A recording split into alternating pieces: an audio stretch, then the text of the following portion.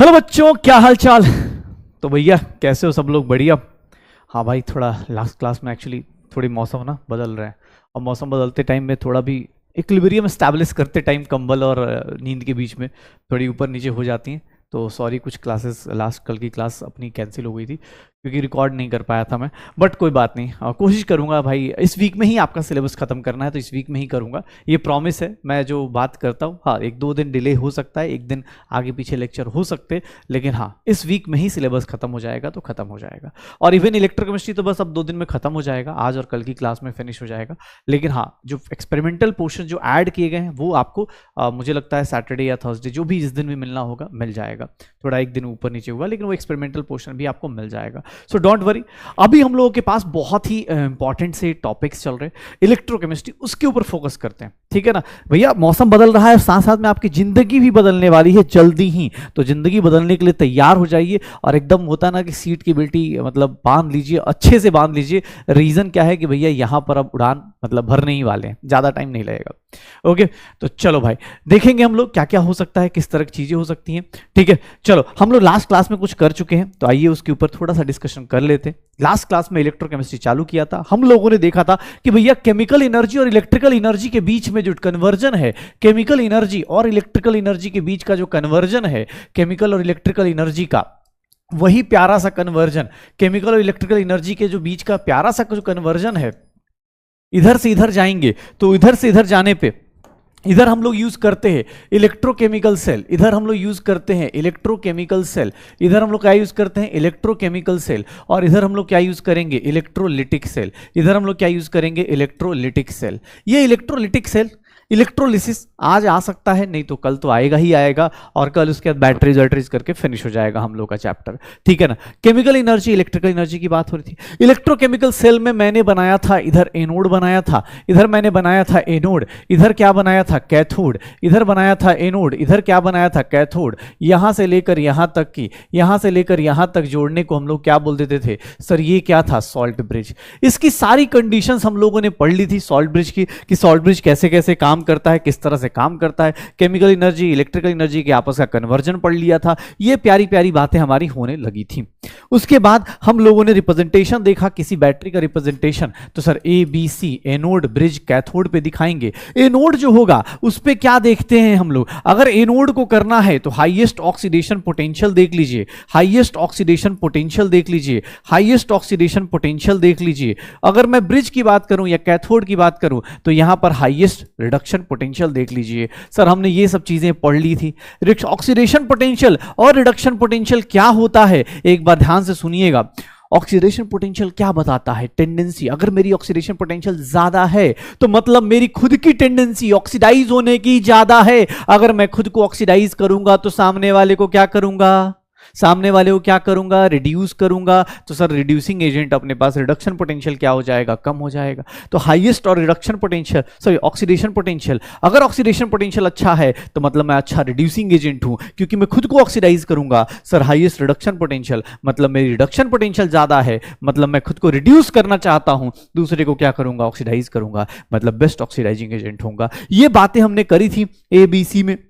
अब यहां पर हम लोगों के पास ऑक्सीडेशन पोटेंशियल रिडक्शन पोटेंशियल से ऑक्सीडाइजिंग पावर रिड्यूसिंग पावर भी हम निकाल सकते थे, ये भी पढ़ लिया था। एनोड पे हमेशा, एनोड कौन सा टर्मिनल है, पॉजिटिव नेगेटिव मत याद करना। अगर आपको नेगेटिव क्यों ले रहे हैं यहां पर, इलेक्ट्रोकेमिकल सेल में ये नेगेटिव है, इलेक्ट्रोलिटिक सेल में ये पॉजिटिव हो जाता है। क्यों? क्योंकि सर डिपेंड करता है एनोड क्या होना चाहिए, जहां ऑक्सीडेशन होता है, सर कैथोड क्या होता है, जहां रिडक्शन होता है। ये फिक्स्ड है। पॉजिटिव कब होगा, नेगेटिव कब होगा, ये सारी बातें, पॉजिटिव और नेगेटिव कब होगा, ये सारी बातें की जाएंगी जब आप कहां पहुंच जाओगे। सर जब कहां पहुंच जाओगे कि सर यहां पर ना मतलब मुझसे कोई बोल दे कि सर कब पॉजिटिव कब नेगेटिव, तो इलेक्ट्रोकेमिकल सेल देखा तो एनोड क्या होता है नेगेटिव, कैथोड क्या होता है पॉजिटिव। इलेक्ट्रॉन एनोड से कहां जाता है कैथोड पे, नेगेटिव टर्मिनल से इलेक्ट्रॉन कहां जाता है पॉजिटिव साइड। इलेक्ट्रॉन ऐसे मूव करता है, करंट उसके अपोजिट डायरेक्शन में मूव करता है। एनोड पे मेटल का ऑक्सीडेशन होता है, एनोड की थिकनेस कम होती है, कैथोड की थिकनेस बढ़ती है। ये बेसिक बातें हमने कर ली थी। What is the use of salt bridge? Salt bridge का यूज क्या था कि सॉल्ट ब्रिज क्या करता है, सर्किट को कंप्लीट करता है, लिक्विड लिक्विड जंक्शन पोटेंशियल को खत्म करता है।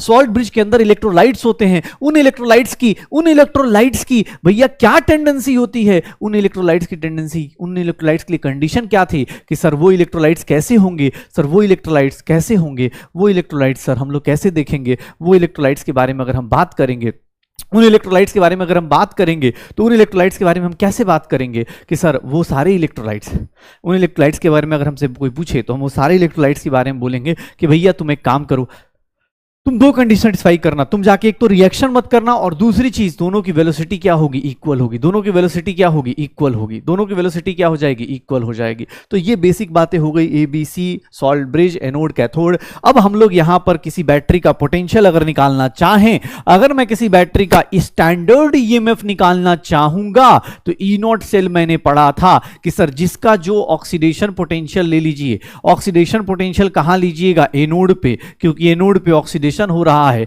और कैथोड पे क्या लीजिएगा, रिडक्शन पोटेंशियल। कैथोड पे क्या लेंगे, रिडक्शन पोटेंशियल लेंगे, कैथोड पे क्या लेंगे, रिडक्शन पोटेंशियल लेंगे, एनोड पे ऑक्सीडेशन पोटेंशियल, कैथोड पे reduction potential. Sir right minus left, left minus right के चक्कर में नहीं पड़ना है, जो हो रहा है उसको यूटिलाइज कीजिए, काम खत्म हो जाएगा। E0 सेल आ गया, फिर मुझसे बोला गया कि सर एक काम करते हैं, ऑक्सीडेशन पोटेंशियल रिडक्शन पोटेंशियल करा, अब सर ये तो स्टैंडर्ड हो गया, अब अगर कोई ई सेल पूछ दे तो इसके लिए हमने क्या पढ़ा था, E0 cell minus minus RT upon NF, NF ln QC होगा, NF ln QC होगा, ये मेरा सर ये नर्स्ट इक्वेशन कहलाता है। इसी को हम लोग क्या कहते हैं, इसी को हम लोग क्या कहते हैं, नर्स्ट इक्वेशन कहते हैं। और नर्स्ट इक्वेशन किसको किसको रिलेट करेगा, तो सर कुछ नहीं, अगर मैं बात करूं पहले तो इसका न्यूमेरिकल सॉल्व करने के लिए इस फॉर्मूले को और मॉडिफाई करूं तो ये फॉर्मूला ऐसा हो जाता है 0.059 log QC हो जाता है। और इक्विलिब्रियम पे जब जाते हैं तो इक्विलिब्रियम पर ई सेल क्या हो जाता है, zero. Sir E cell zero, QC becomes KC। Sir E cell E0 cell किसके इक्वल होगा, 0.059 अपॉन n log KC हो जाएगा, ये n log KC हो जाएगा E0 सेल, पक्का E0 सेल आ जाएगा। मुझसे किसी ने पूछ दिया कि सर ई सेल हो गया, E0 सेल हो गया, ये सारी बातें हमने कर ली। यहां पर इवन हमने गिब्स एनर्जी को भी रिलेट किया था कि सर गिब्स एनर्जी जब हम लोग थर्मोडायनेमिक्स पढ़ते हैं तो हम लोग ये भी पढ़ते हैं कि RT ln QC होता है। गिब्स एनर्जी क्या पढ़ते थे, delta G is delta G0 plus RT ln KC, QC पढ़ते थे एट इक्विलिब्रियम। यहां पर हमने ये भी पढ़ लिया कि sir delta G becomes zero, delta G becomes zero, delta G becomes zero, और डेल्टा G0 की वैल्यू क्या हो जाएगी, माइनस RT ln KC हो जाएगी, क्योंकि इक्विलिब्रियम पे QC is equals to KC। Delta G0 को हम लोग लिखना चाहें तो माइनस NF E0 सेल भी लिख सकते हैं। सर ये दोनों तीनों चैप्टर रिलेट हो गए। जाते जाते देख लो फिजिकल केमिस्ट्री का लास्ट चैप्टर, और सब कुछ रिलेट करता हुआ जा रहा है। सर सब कुछ रिलेट करता हुआ जा रहा है। गिब्स एनर्जी निकालनी है, माइनस NF E सेल निकालना है, माइनस NF E सेल निकालना है, delta G0 minus NF E0 cell, delta G minus NF E cell, करते रहिए सर, हो जाएगा, यही करना है। श्योर हो तो ये छोटी छोटी और प्यारी प्यारी बातें हम लोगों को करनी है, अटेम्प्ट करनी है। यही सब हमने लास्ट क्लास में पढ़ा था, इसी पे हमने लास्ट क्लास को फिनिश किया था। आज क्या करना है, तो सर आज बचे हुए कुछ छोटे छोटे इलेक्ट्रोकेमिकल सेल आज फिनिश करेंगे, फिर हम लोग थोड़ा फिजिक्स पढ़ेंगे, आज फिजिकल केमिस्ट्री में फिजिक्स पढ़ेंगे और उसके ऊपर बातें करेंगे। आज हम लोग इलेक्ट्रोलिसिस भी देखेंगे, कहाँ तक इलेक्ट्रोलिसिस कर पाएंगे, और कल की क्लास में इस चैप्टर को एंड करेंगे, पक्का। चलो शुरू करते हैं, देखते हैं भैया क्या क्या है। सर मेरे पास कल की क्लास के ऊपर कुछ छोटे छोटे प्यारे प्यारे से क्वेश्चंस लेके मैं आया हूं। Negative terminal in electrochemical cell, negative terminal कौन सा होता है, इलेक्ट्रोकेमिकल सेल में याद रखिएगा एनोड होता है, इलेक्ट्रॉन यहां से वहां जाता है। इक्विलिब्रियम जब पहुंचते हैं, potential difference between the two electrodes, जब इक्विलिब्रियम आता है तो ई सेल क्या हो जाता है, जीरो हो जाता है। E0 सेल शुरुआत का होता है सर, E0 सेल याद है शुरुआत में रहता है। जो लोग करना चाहते हैं वीडियो पॉज कर करके अटेम्प्ट करते रहिएगा।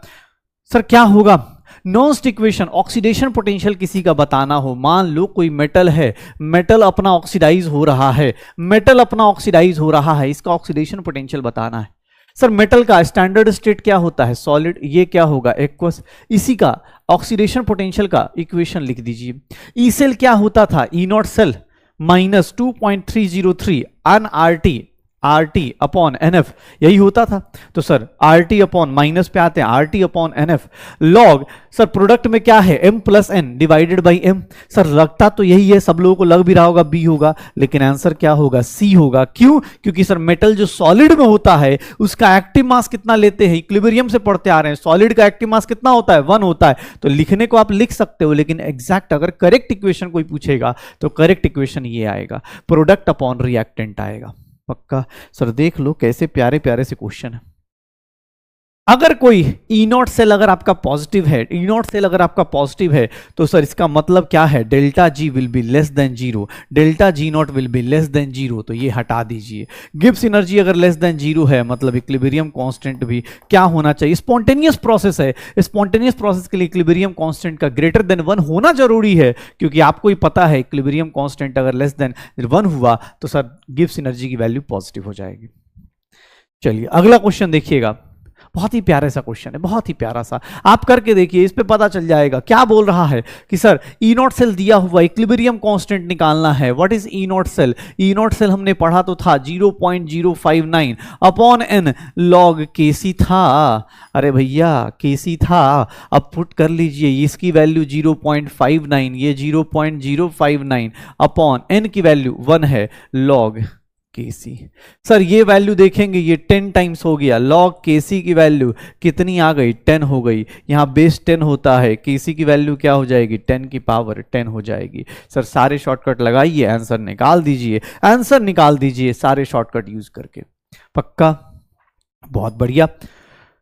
ये क्वेश्चन देखिएगा, अगर आप अब इक्विलिब्रियम को अगर मैं चाहूं उसके साथ मिक्स करना, थर्मोडायनेमिक्स और इक्विलिब्रियम और इलेक्ट्रोकेमिस्ट्री को, तो कैसे मिक्स करूंगा? ये रिएक्शन दी हुई है A plus B gives C plus D, ऐसे रिएक्शन दी गई है, ठीक है। इसका E naught cell X voltage है, इक्विलिब्रियम कांस्टेंट K1 है। मैंने अगर रिएक्शन को 2 से मल्टीप्लाई किया तो क्या होगा? इक्विलिब्रियम कांस्टेंट के साथ क्या होगा? कुछ नहीं, इक्विलिब्रियम कांस्टेंट क्या हो जाएगा? K2 इज नथिंग, K1 का होल स्क्वायर हो जाएगा। सर सीधी सी बात है, रिएक्शन को मल्टीप्लाई करेंगे कहां चला जाता है? पावर में। कहां चला जाएगा? पावर में। K1 का होल स्क्वायर हो जाएगा, K1 का होल स्क्वायर हो जाएगा। देख लो भैया, K1 is equals to K2 is nothing, K1 by whole square, K2 is nothing, ये सब हटा दो, ये सब हटा दो। अब मुझसे किसने बोला कि सर रिएक्शन को अगर मल्टीप्लाई करें, स्टोइचियोमेट्रिक कोएफिशिएंट चेंज हुआ तो क्या ई नॉट सेल चेंज होगा? नहीं होगा। हम लोग ई नॉट सेल के बारे में पहले से कल से करते आ रहे हैं।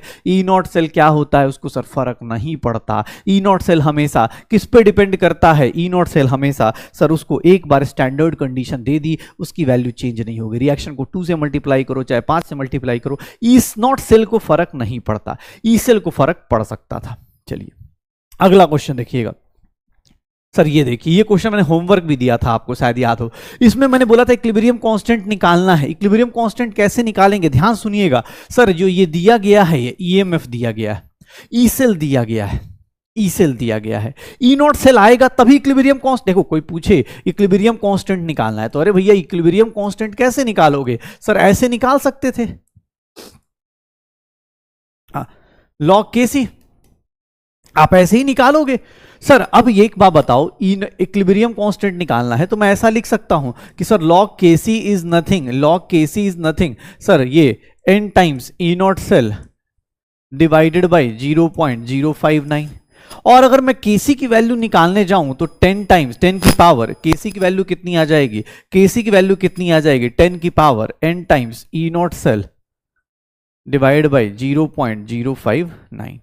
अब तुम्हें इसमें बस वैल्यूज पुट करनी है, तुम्हें बस इसमें वैल्यूज पुट करनी है। क्या है? अब n की वैल्यू देख लो, कितने इलेक्ट्रॉन्स हैं? सर ये देखिएगा, इसका रिएक्शन भी लिख देता हूं। ऐसे तो लिखना सिखाया था कि रिएक्टेंट ये ऐसे लिखना है। सर अब n की वैल्यू देखिए तो 2 आ गया। सर n की वैल्यू देखेंगे तो ये 2 आ गया, 0.059। मुझे बस एक्सप्रेशन निकाल के दिखाना है। सर ये एक बात बताइए, इसकी कॉन्सेंट्रेशन कितनी है 10 की पावर -3, इसकी कॉन्सेंट्रेशन कितनी है 10 की पावर -2। मुझे ना ई नॉट सेल मिल जाए, मैं पुट करूंगा, सारी चीज निकाल सकता हूं, लेकिन ई नॉट सेल कैसे आएगा, ये राज कैसे खुलेगा, ई नॉट सेल कैसे आएगा? तो कुछ नहीं करना भाई, ई नॉट सेल निकालने के लिए कुछ नहीं करना, ध्यान सुनिएगा अपने पास, ई नॉट सेल निकालने के लिए आपको कुछ नहीं करना। ये देखिएगा क्या हो रहा होगा, क्या हो रहा होगा, तो ये देखिए अपने पास ई सेल क्या होता है sir, E naught cell minus 0.059 upon N, N की वैल्यू कितनी हो गई 2 लॉग क्यूसी की वैल्यू कितनी हो गई सर, जिंक +2 की पावर डिवाइडेड बाय आयरन +2, यही होगा शायद। सर देखिएगा E naught cell, sir E cell की वैल्यू कितनी है, डायरेक्ट पुट ही करते हैं 0.2905 प्लस 0.059 अपॉन 2 लॉग, इसकी वैल्यू देखो तो 10 की पावर -2 है और इसकी वैल्यू देखोगे 10 की पावर -3 है। क्या हो जाएगा सर, ये देखना अपने पास 0.2905 प्लस 0.02905 इसका आ जाएगा 0.295 लॉग, ये कितना आ गया 10 आ गया, लॉग 10 की वैल्यू कितनी हो जाती है 1, तो सर ये कितना हो जाएगा 0.2905 प्लस 0.0295, ये ऐड करके देख लो, 5 5 10 हो गया, 9 1 10 हो गया, 9 2 11 2 हो गया, और ये 2 और 2 और 1 3 0.32 हो गया। कितना आ गया ई नोट सेल, कितना आ गया 0.32 आ गया। सर यही तो पुट करना है, आपका केसी आ जाएगा, यही तो पुट करना है, यही आपका क्या हो जाएगा 0. तो अच्छा 0.32 अपॉन 10 की पावर, ओके ये 2, अच्छा इसको ऐसे भी लिख सकते थे एक्चुअली, जिसको जो इसको अगर हम चाहें, देखना ध्यान से, अब यहाँ पर कॉन्सेप्ट में क्या किया है, इसको ना 10 की पावर 0.32 अपॉन 0.295 लिख दिया गया है, तो ये आंसर आ जाएगा 0.0295, 0.0295। तो वो घुमा रहा है, घुमाने दो, कोई दिक्कत नहीं, लेकिन आप अपने आप को तो मेंटली तैयार कर लो यार। 0.0295 पक्का हो जाएगा, तो निकाल दो अपने हिसाब से, हो जाएगा सर। तो इक्विलिब्रियम कांस्टेंट ऐसे आएगा, इक्विलिब्रियम कांस्टेंट ऐसे आएगा, केसी की वैल्यूज ऐसे आएंगी, श्योर हो? तो ये अपने पास छोटी छोटी चीजें और प्यारी प्यारी चीजें करते चले जाइए, हो जाएगा सर। ये लास्ट क्लास का क्वेश्चन था, ये भी एक क्वेश्चन दिया हुआ था, स्टैंडर्ड ईएमएफ निकालना है, पहले इस रिएक्शन को बैलेंस करना है क्या, नहीं जरूरत नहीं, ई नॉट सेल दिया हुआ है, ई नॉट सेल निकालना है, E not half of reaction का दिया हुआ है, जिसका जो हो रहा है उसको उससे अपने पास देख लीजिए, जिसका जो भी होगा ना, अरे जो भी होगा देखा जाएगा भाई, जस्ट आप देख लो। सर जिंक से जिंक +2 जा रहे हो, कितना वैल्यू दिया है 0.76 वोल्ट। सर एजी प्लस से एजी जा रहे हो, इसकी वैल्यू कितनी आ जाएगी 0.77, कितना हो जाएगा सर, ये कितना हो जाएगा 1.43 वोल्ट आ जाएगा, 1.53 पॉजिटिव में 1.53 वोल्ट आ जाएगा, तो ये मेरा वैल्यूज आ जाएंगे पक्का। तो ऑक्सीडेशन पोटेंशियल देख के ऐसे निकाल दो। तो ये हमने कुछ क्वेश्चंस लेके आए, ये हम लोग कुछ क्वेश्चंस लेके आए, हमने सारा कुछ इक्विलिब्रियम के साथ रिलेट किया, थर्मोडायनेमिक्स के साथ रिलेट किया, हमारा टॉपिक यहां तक हो गया। अब हमने कल की क्लास को रिवाइज कर लिया है, आज एक नई चीज क्या पढ़नी है, that is known as concentration cells. Concentration cells मतलब बहुत डिफिकल्ट है। क्या है डिफिकल्ट? कॉन्सेंट्रेशन सेल का मतलब होता है कि सेम ही बंदा ऑक्सीडाइज हो और सेम ही बंदा क्या हो रहा हो, रिड्यूस हो रहा हो। मतलब एक ही बंदे का ऑक्सीडेशन कर रहे हो, एक ही बंदे का रिडक्शन कर रहे हो। मतलब देखना अपने पास कॉन्सेंट्रेशन सेल्स में बात करेंगे तो सर यहां पर क्या होगा, इसको देखो ऐसे लिखेंगे,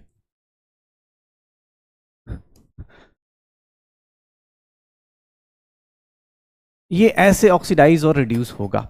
मतलब ये कॉन्सेंट्रेशन सेल का मतलब होता है खुद ही बंदा ऑक्सीडाइज करे और खुद ही बंदा क्या कर रहा हो, रिड्यूस हो रहा हो, m से m+n में जा रहा हो और m+n से उसी बंदे का क्या हो रहा हो, रिडक्शन भी हो रहा हो, उसी बंदे का क्या हो रहा हो, रिडक्शन भी हो रहा हो। तो that is known as concentration cells. Concentration cell इस तरह से वर्क करेगा, इस तरह से कॉन्सेंट्रेशन सेल वर्क करता है। मतलब अगर मैं इसका ई नोट सेल निकालने जाऊं तो ई नोट सेल क्या होगा sir, E note of metal का ऑक्सीडेशन और उसी मेटल का रिडक्शन पोटेंशियल। भैया ये दोनों मिलके क्या हो जाएंगे, ये दोनों मिलके क्या हो जाएंगे, एक प्लस में होगा तो एक माइनस में होगा। कॉन्सेंट्रेशन सेल का ई नॉट सेल हमेशा क्या होता है, जीरो होता है, उसमें ईएमएफ खुद का जीरो हो जाएगा। जैसे मैं ऐसा रिएक्शन, खासकर स्टैंडर्ड हाइड्रोजन इलेक्ट्रोड को देखते हैं, SHE, कल ही हमने पढ़ा था लास्ट क्लास में, स्टैंडर्ड हाइड्रोजन इलेक्ट्रोड, मान लो हाइड्रोजन का ऑक्सीडेशन हो रहा हो और उसी हाइड्रोजन का उसी जगह पे रिडक्शन हो जाए, उसी हाइड्रोजन का उसी जगह रिडक्शन हो जाए, तो इस केस में क्या देखोगे?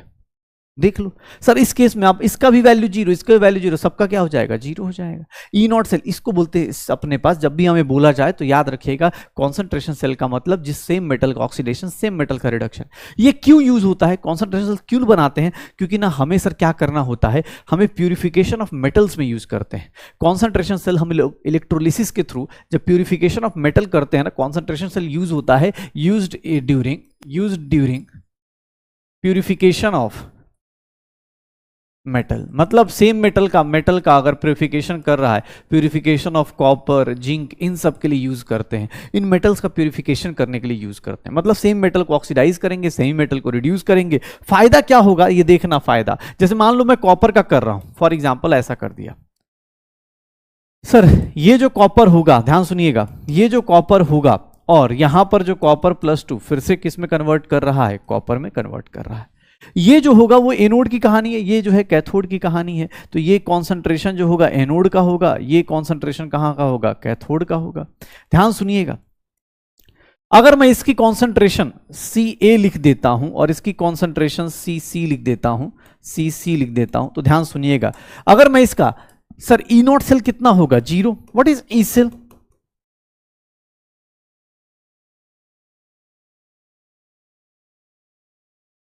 क्या लिखूंगा? प्रोडक्ट साइड कौन है? प्रोडक्ट साइड कौन है? कॉपर +2। कौन सा लिखूंगा सर? कॉपर +2। प्रोडक्ट साइड कौन सा होगा? एनोड का। और रिएक्टेंट साइड कौन सा हो जाएगा? कॉपर +2 कैथोड का। बाकी जो मेटल हैं जो सॉलिड फॉर्म में होते हैं उनकी वैल्यूज आप पुट कर लीजिए। मतलब ई सेल आप निकाल सकते हैं, इनका ई नॉट सेल जीरो होता है, लेकिन ई सेल अपने पास वो डिपेंड करता है आपका कॉपर +2 Ca/Cc। ये पुट कर दीजिए, निकाल दीजिए वैल्यू। तो आप ऐसे करके निकाल सकते हैं। कॉन्सेंट्रेशन सेल में एक चीज कॉन्स्टेंट होती है, that is E naught cell equals to zero. E naught cell zero, और that's why delta G naught भी क्या हो जाएगा? -NF E naught cell. तो एग्जाम हॉल में ऐसा भी पूछ सकता है कि अगर एक ही मेटल ऑक्सीडाइज और वही मेटल रिड्यूस हो रहा हो, ऐसे लोगों को कॉन्सेंट्रेशन सेल बोलते हैं। इनके केस में बताइए क्या क्या जीरो हो सकता है? E naught cell zero, delta G naught equals to zero. E cell, EMF of cell हो सकता है जीरो, हो भी ना भी हो, लेकिन हाँ नेगेटिव भी हो सकता है, पॉजिटिव भी हो सकता है, पॉजिटिव भी हो सकता है, नेगेटिव भी हो सकता है। किसी भी मेटल को अगर ऑक्सीडाइज या रिड्यूस करेंगे उसको हम लोग क्या बोल देते हैं? Concentration cell. अब इसी में एक केस ले लेते हैं हाइड्रोजन का। अब एक बात बताओ, अगर मान लो हाइड्रोजन ऑक्सीडाइज कर रहा है, देखो अब शॉर्टकट लिखवा दूंगा, याद करना है जिन लोगों को वो तो याद कर लेते हैं भाई, अब रटने वाले तो रट लेते हैं, उनको लगता है रट ले हर एक चीज को, जैसा अब ये सब चीजें रट ले, कुछ लॉजिक नहीं लगाएंगे कि अरे हाँ यार semi metal oxidise semi metal reduce दोनों का ईएमएफ क्या हो जाएगा? Equal and opposite zero. ये वैल्यूज रटना नहीं है, प्रोडक्ट अपॉन रिएक्टेंट जो पढ़ाया है बस उसका एप्लीकेशन है कॉन्सेंट्रेशन सेल। जो कल हमने पढ़ा है, लास्ट क्लास में पढ़ा है, वही इसी का एप्लीकेशन है ये। ऑक्सीडेशन पोटेंशियल ऑफ हाइड्रोजन की बात करें तो ऑक्सीडेशन पोटेंशियल ऑफ हाइड्रोजन देखिएगा, ध्यान से देखिएगा, ऑक्सीडेशन पोटेंशियल ऑफ हाइड्रोजन क्या होता है। हाइड्रोजन का ऑक्सीडेशन पोटेंशियल ये देखिएगा, ये भी इंपॉर्टेंट है। क्यों इंपॉर्टेंट है वो आपको पता चल जाएगा। 2H+2 electron. Sir what is E naught cell?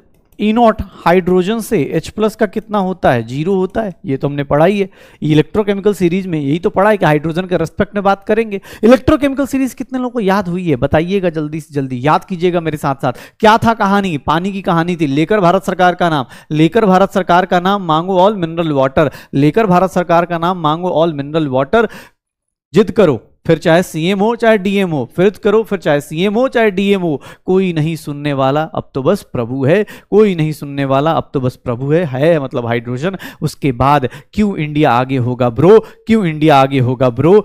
जब पटना और कलकत्ता में गोल्ड फेंक कर लोग पानी पी रहे हैं। तो ऐसे कहानी हमने पढ़ी थी। सर देखिएगा हाइड्रोजन का ई नॉट सेल क्या था? जीरो था। हाइड्रोजन का ऑक्सीडेशन हो चाहे रिडक्शन हो, उसका स्टैंडर्ड ईएमएफ क्या होता है? हमेशा जीरो होता है। अब मुझसे किसी ने पूछ दिया कि sir oxidation potential of hydrogen ये दिया गया, ठीक है, मुझसे किसी ने पूछ दिया कि सर एक काम कर देते इसका ई सेल बताइए। तो ई सेल तो सर क्या होगा? 0 - 0.059 अपॉन 2 लॉग, ध्यान सुनिएगा बहुत इंपॉर्टेंट कॉन्सेप्ट आएगा सर, H+ का होल स्क्वायर अपॉन हाइड्रोजन का प्रेशर।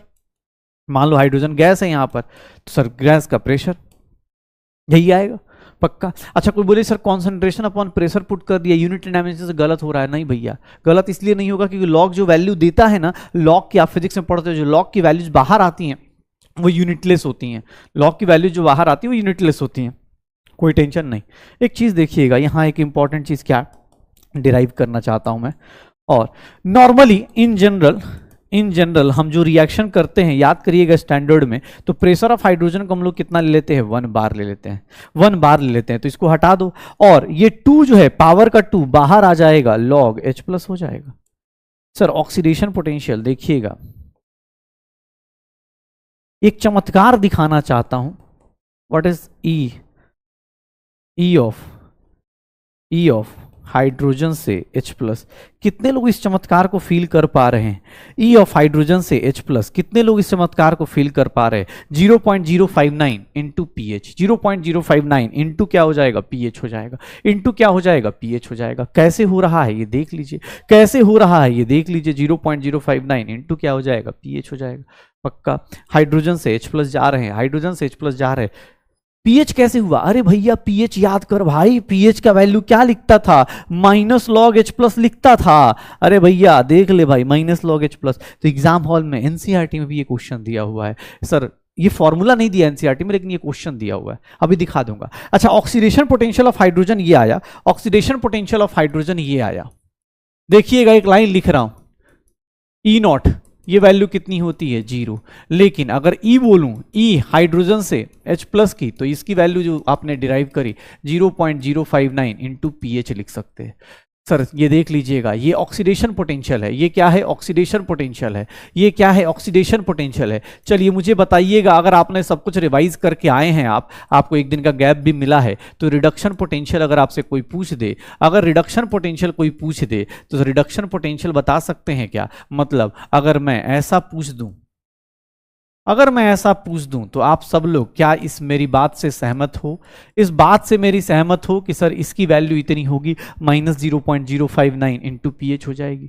पक्का। तो देख लो भैया, कॉन्सेंट्रेशन सेल ऐसे काम करता है, और कॉन्सेंट्रेशन सेल में ही हमने हाइड्रोजन को भी ले लिया, हमने हाइड्रोजन को भी ले लिया है। हाइड्रोजन चाहे तो ऐसे भी कर सकते हैं। ये छोटे छोटे आज क्या कर रहे हैं, कल जो पढ़ा है उसको, लास्ट क्लास में जो पढ़ा है उसको बस अप्लाई करना सीख रहे हैं कि यार ये चीजें अप्लाई कर सकते हैं, इस चीज को हम अप्लाई किया जा सकता है। पक्का हो जाएगा सर, श्योर हो? डन। चलो तो रिडक्शन पोटेंशियल हो गया, ऑक्सीडेशन पोटेंशियल हो गया हाइड्रोजन का, कॉन्सेंट्रेशन सेल्स पता चल गए। कॉन्सेंट्रेशन सेल में टेंशन नहीं लेने का है, उसमें हमेशा आपको वैल्यूज मिल जाएंगी। ई नॉट सेल 0 है, बाकी चीजें आप निकाल सकते हो। एनसीईआरटी का क्वेश्चन है, बस इसका ऑब्जेक्टिव फॉर्म कर दिया। एनसीईआरटी में जाएंगे, इन टेक्स्ट में आपको क्वेश्चन है, ये में क्वेश्चन मिल जाएगा। क्या दिया है, oxidation potential of hydrogen electrode. Sir H2 से H प्लस, मैं ऐसे याद रखता हूं ऑक्सीडेशन पॉजिटिव रखना है, तो रिडक्शन हमेशा क्या आ जाएगा, नेगेटिव आ जाएगा। सर pH कर दीजिएगा 0.059 इंटू कितना आ जाएगा, 10, 0.59 आ जाएगा, 0.59 आ जाएगा, दैट इज 0.59, यही हो जाएगा, 0.59 आ जाएगा। बस कर लो। Potential of the cell containing 2 hydrogen electrodes, देखिएगा इस रिएक्शन को देखिएगा, बहुत प्यारा सा। ये कौन सा रिएक्शन है, एक्चुअली थोड़ा सा ये इधर चला गया है, इस हाइड्रोजन को यहां बगल में लिखिएगा। ये कौन सा सेल है, कौन सी बैटरी है? सर ये कॉन्सेंट्रेशन सेल है। कॉन्सेंट्रेशन सेल में देखेंगे तो सबसे पहली चीज ई नॉट सेल क्या पुट कर देंगे, 0। सर ये रिएक्शन कैसे दिख रहा होगा, तो सर हाफ H2 लिखा है, ओके कोई दिक्कत नहीं, हाफ H2 H प्लस। देखिएगा मैंने रिएक्टेंट में क्या लिखा है, 10 की पावर -3m लिखा है, और यहां पर देखेंगे H प्लस, इसकी वैल्यू 10 की पावर -8m लिखा हुआ है, और यहां पर भी हाफ H2 है।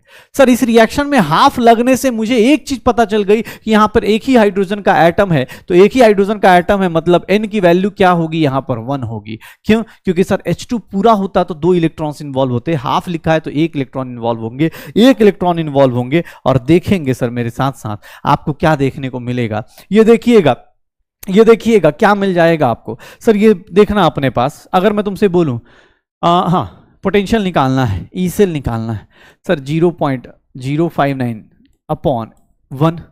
अब लॉग देखे ना, आपको मैं क्या पुट कर रहा हूं, सर 10 की पावर -8 डिवाइडेड बाई 10 की पावर -3 होगा, ये पुट कर दो। लॉग 10 की पावर -5 आ गया, और -5 बाहर आ जाएगा तो प्लस 0.059 इंटू लॉग 10 की वैल्यू क्या हो जाएगी, 1 हो जाएगा 0.059, कितना हो जाएगा 0.05, 10 की पावर -3 है ना, रिएक्टेंट सर -8 है। अबे क्या हुआ भाई,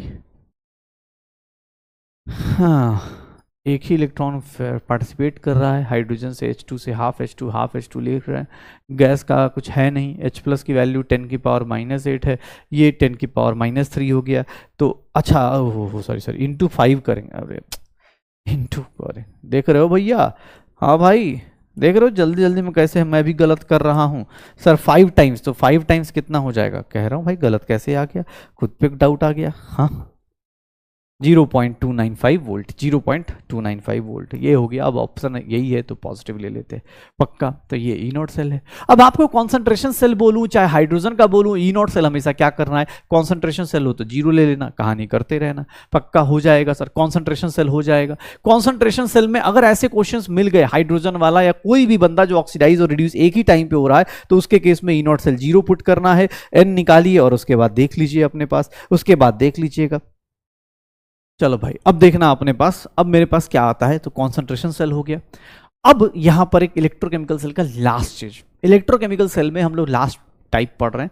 इलेक्ट्रोकेमिकल सेल में क्या बोला जाता है कि भाई देख, तुमने इलेक्ट्रोकेमिकल सेल में बैटरी का पोटेंशियल निकाल दिया, ये निकाल दिया, वो निकाल दिया। अब इलेक्ट्रोकेमिकल सेल में लास्ट चीज हम लोग क्या पढ़ते हैं, that is conservation of gives energy. इसको हम लोग बोलते हैं, देखो भैया एनर्जी कंजर्व करना है, ये बात तुम फिजिक्स में पता नहीं कितनी बार पढ़ चुके हो। तो यहां पर हम लोग किसको कंजर्व करते हैं, यहां पर बैटरी का पोटेंशियल कंजर्व नहीं करते, याद रखिएगा कभी भी बैटरी का पोटेंशियल कंजर्व नहीं होगा, क्या कंजर्व होगा, गिब्स एनर्जी कंजर्व होती है, याद रखना ये बात। क्यों, क्योंकि सर यहां पर बहुत ज्यादा दिक्कत होती है लोगों को।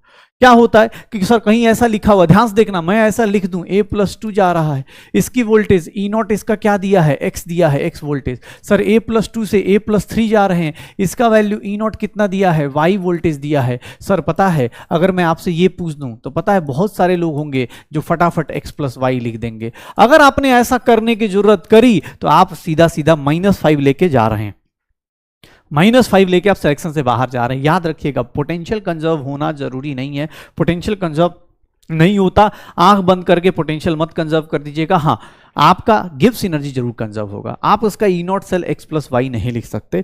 हाँ अगर एक एक इलेक्ट्रॉन होगा तो वो कर लेंगे, कुछ लोग होंगे अरे सर हो जाएगा एक एक इलेक्ट्रॉन होता तो, भाई वो कहानी हम क्यों याद करें। हमें बस एक चीज याद रखनी है कि सर इस रास्ते में अगर आप जा रहे हैं, इस रास्ते से अगर आप जा रहे हैं तो मुझे इतना पता है इधर का एनर्जी और इधर का एनर्जी क्या होगा, बराबर होगा। तो मतलब मैं क्या करूंगा, गिब्स एनर्जी अगर मुझसे किसने पूछ दिया सर A से A+3 की गिब्स एनर्जी, तो मैं ऐसा लिख सकता हूं गिब्स एनर्जी A से A+2 की। अभी मैं डिराइव करके आपको शॉर्टकट ही बता दूंगा, लेकिन हाँ आपको ये पता होना चाहिए गिब्स एनर्जी A+2 से A+3 की गिब्स एनर्जी। ये देखिएगा ध्यान से, ये देखिएगा ध्यान से, सर गिब्स एनर्जी A से A+3 के कितने इलेक्ट्रॉन्स होते हैं, -3 into NF into E naught cell. E naught sir नहीं पता इसका, सर इसका तो सर यहां पर क्या लिखेंगे, -n की वैल्यू कितनी है, कितने इलेक्ट्रॉन्स, याद है ना गिब्स एनर्जी की वैल्यू क्या थी, गिब्स एनर्जी की वैल्यू क्या होती है -NF ई नॉट सेल, यही होता है शायद। तो देख लो अपने पास क्या होगा, 2 टाइम्स F इंटू A से A+2 की कहानी है, A से A+2 की कहानी है, तो ई नॉट A से A+2 की कहानी। और देखिएगा तो यहां पर क्या हो जाएगा, यहां पर देखिएगा तो गिब्स एनर्जी क्या हो जाएगी sir, -1 into F into E not A+2 से A+3 की कहानी होगी, यही होगा।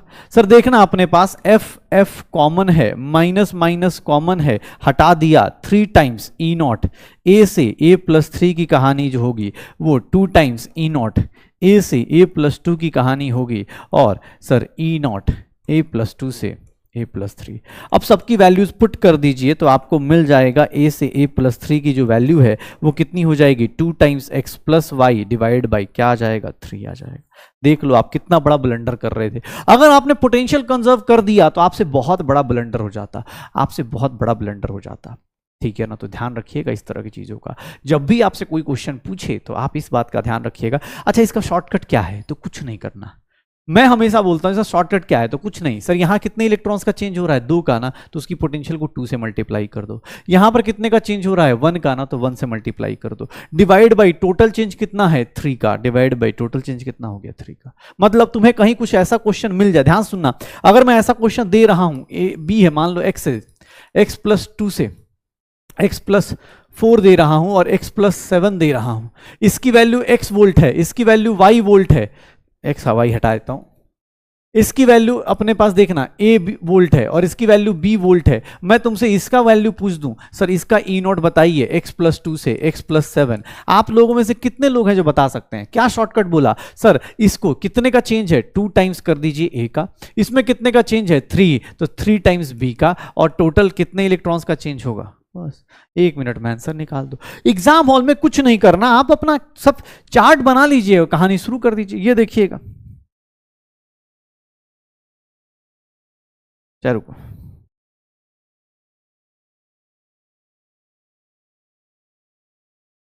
ये देखो, इसका वैल्यू अगर मैं बोलूं a वोल्ट, इसका वैल्यू b वोल्ट, मुझे यहां से यहां तक का वैल्यू बताओ क्या होगा? सर इसका E0 pb से pb+4 की वैल्यू बताओ, तो क्या करोगे? सर 2 टाइम्स a, 2 टाइम्स, देखो जितने इलेक्ट्रॉन्स चेंज हो रहे हैं 2 टाइम्स b, और डिवाइडेड बाई, सर कितना हो गया 4, आंसर निकाल दो, हो गया। यही है शॉर्टकट, गिव्स एनर्जी या कंजर्वेशन, ऐसे ही करना है। जैसे फॉर एग्जांपल ये देखो ना, ये देखो, अब इसी का फॉर्मूला मैं लिखवाता, ओह माय गॉड, क्या फॉर्मूला लिखवाता कि सर एक बार E1 का चेंज हो रहा है, एक बार E2 का चेंज हो रहा है, फिर उन दोनों को कंबाइन कर रहे हैं तो E3 का चेंज हो रहा है। यही हो रहा है, देखो फर्स्ट में कितने का चेंज हो रहा है N1 का, सेकंड में कितने का हो रहा है N2 का, थर्ड में कितने का हो रहा है N3 का, कंबाइंड का। तो सर यहां पर क्या हो जाएगा, मैं ऐसे लिख सकता हूं क्या, N3 E3 is equals to N1 E1 plus N2 E2। Sir जिसका जो होगा, सर E3 की वैल्यू क्या हो जाएगी, N1 E1, वैल्यूज तुम चाहो डिवाइड बाई N3, N3 क्या है, N1 प्लस N2 ही होगा, लेकिन हाँ एग्जाम हॉल में अपने मजे लेने के लिए लिखा हुआ है तो लिखने तो कोई फर्क थोड़ी ना पड़ता है।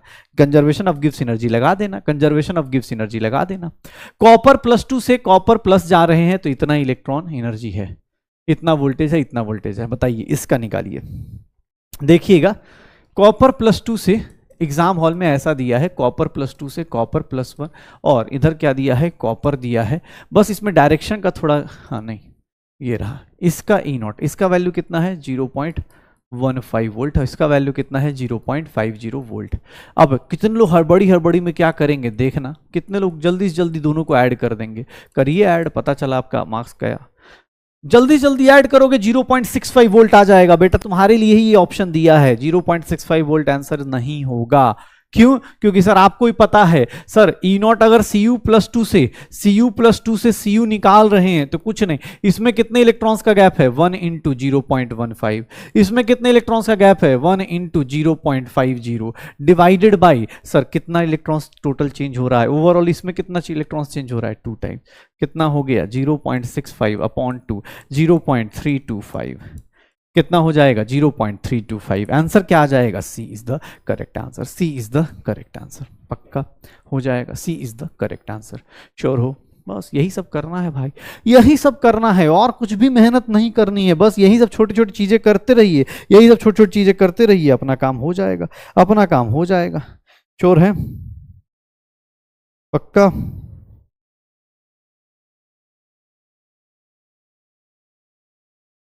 चलो अब देखो मेरे पास क्या आता है, अब मेरे पास क्या आता है, इफ गिव्स एनर्जी अगर मैंने कंजर्व करा दिया, अगर मैंने गिव्स एनर्जी कंजर्व करा दी, तो अब यहां पर इलेक्ट्रोकेमिकल सेल, मतलब इलेक्ट्रोकेमिस्ट्री का पहला पार्ट इलेक्ट्रोकेमिकल सेल अब फिनिश होता है।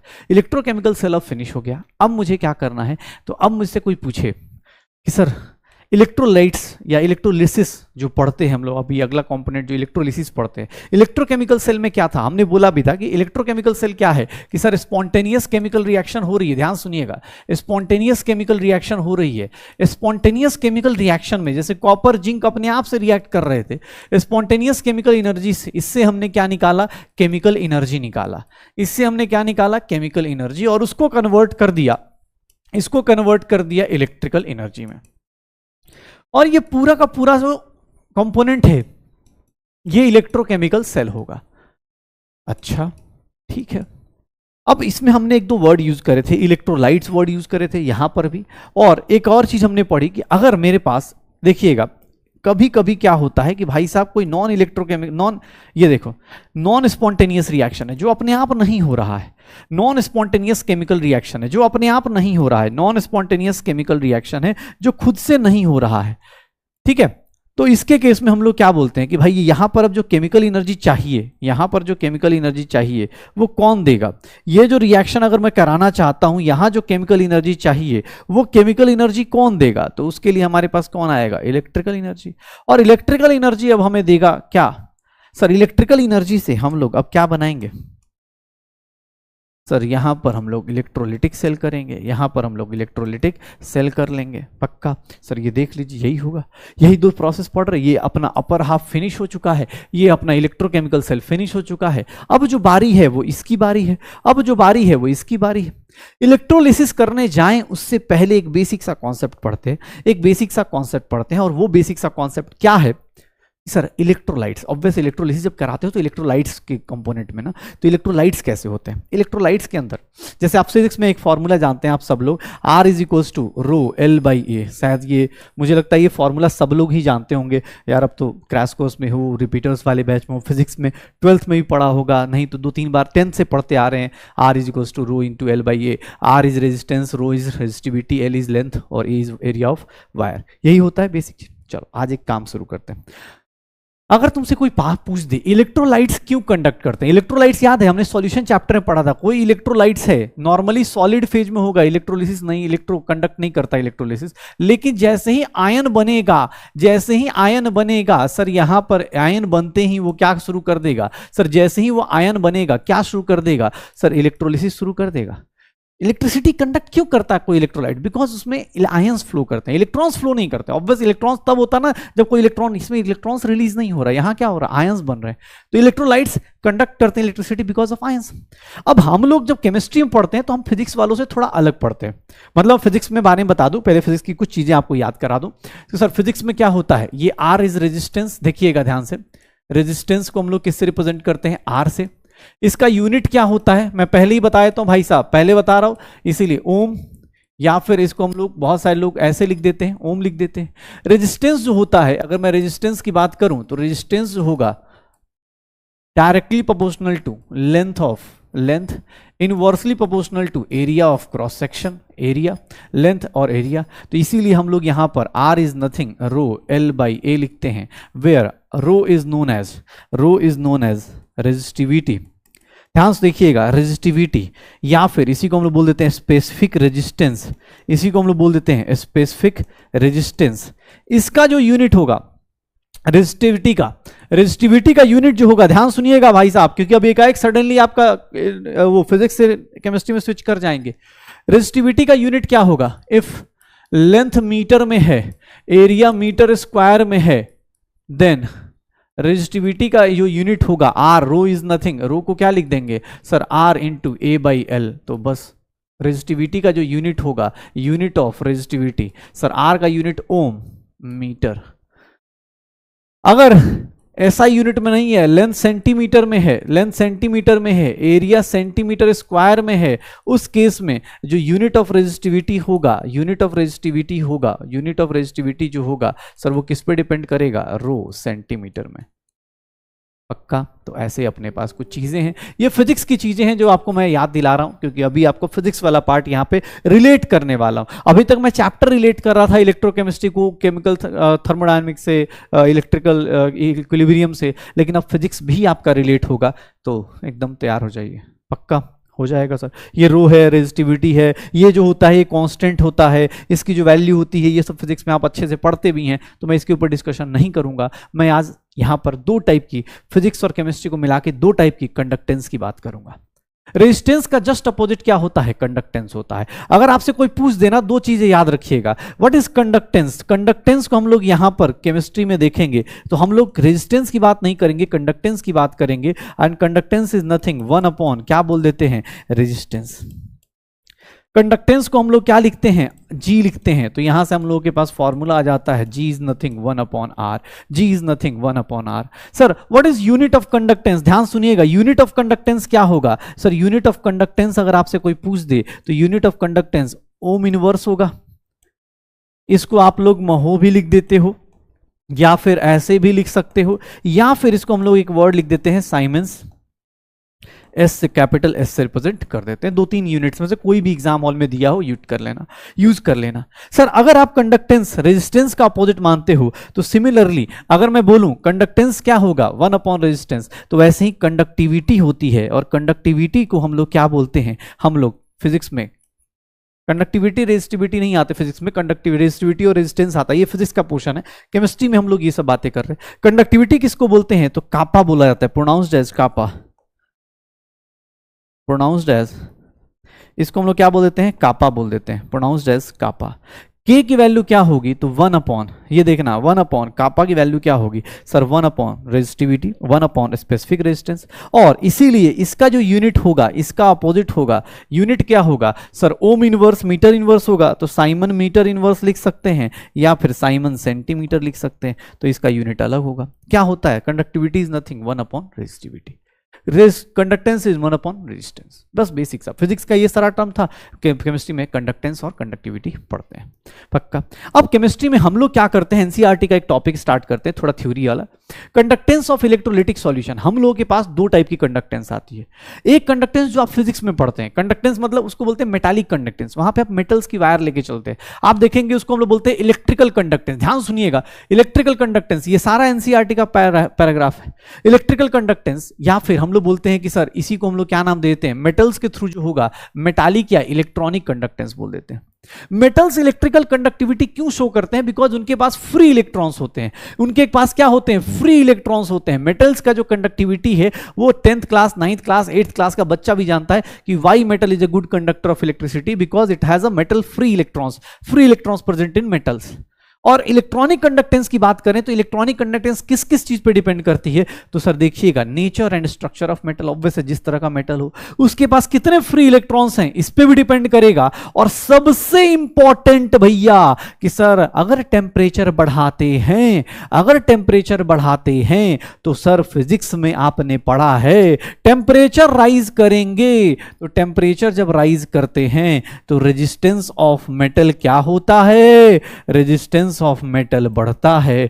भैया रेजिस्टेंस ऑफ मेटल बढ़ता है तो हम बोल सकते हैं कि आपकी जो कंडक्टेंस होगी वो क्या हो जाएगी, डिक्रीज हो जाएगी। मेटल के केस में याद रखिएगा कि जब फिजिक्स वाला जब कंडक्टेंस लेते हैं, मेटालिक कंडक्टेंस जब लिया जाता है तो टेम्परेचर बढ़ाओगे रेजिस्टेंस ऑफ मेटल बढ़ेगा और कंडक्टेंस क्या हो जाएगा, कम हो जाएगा। इसी को क्या बोलेंगे, मेटालिक कंडक्टेंस और इलेक्ट्रॉनिक कंडक्टेंस। मुझे फिजिक्स से कोई लेना देना नहीं, मैं फिजिक्स नहीं पढ़ाऊंगा, बस थोड़ा रिलेट कर रहा हूं कि जो आप फिजिक्स में पढ़ते हो उसको केमिस्ट्री के पेपर में मत लगा देना।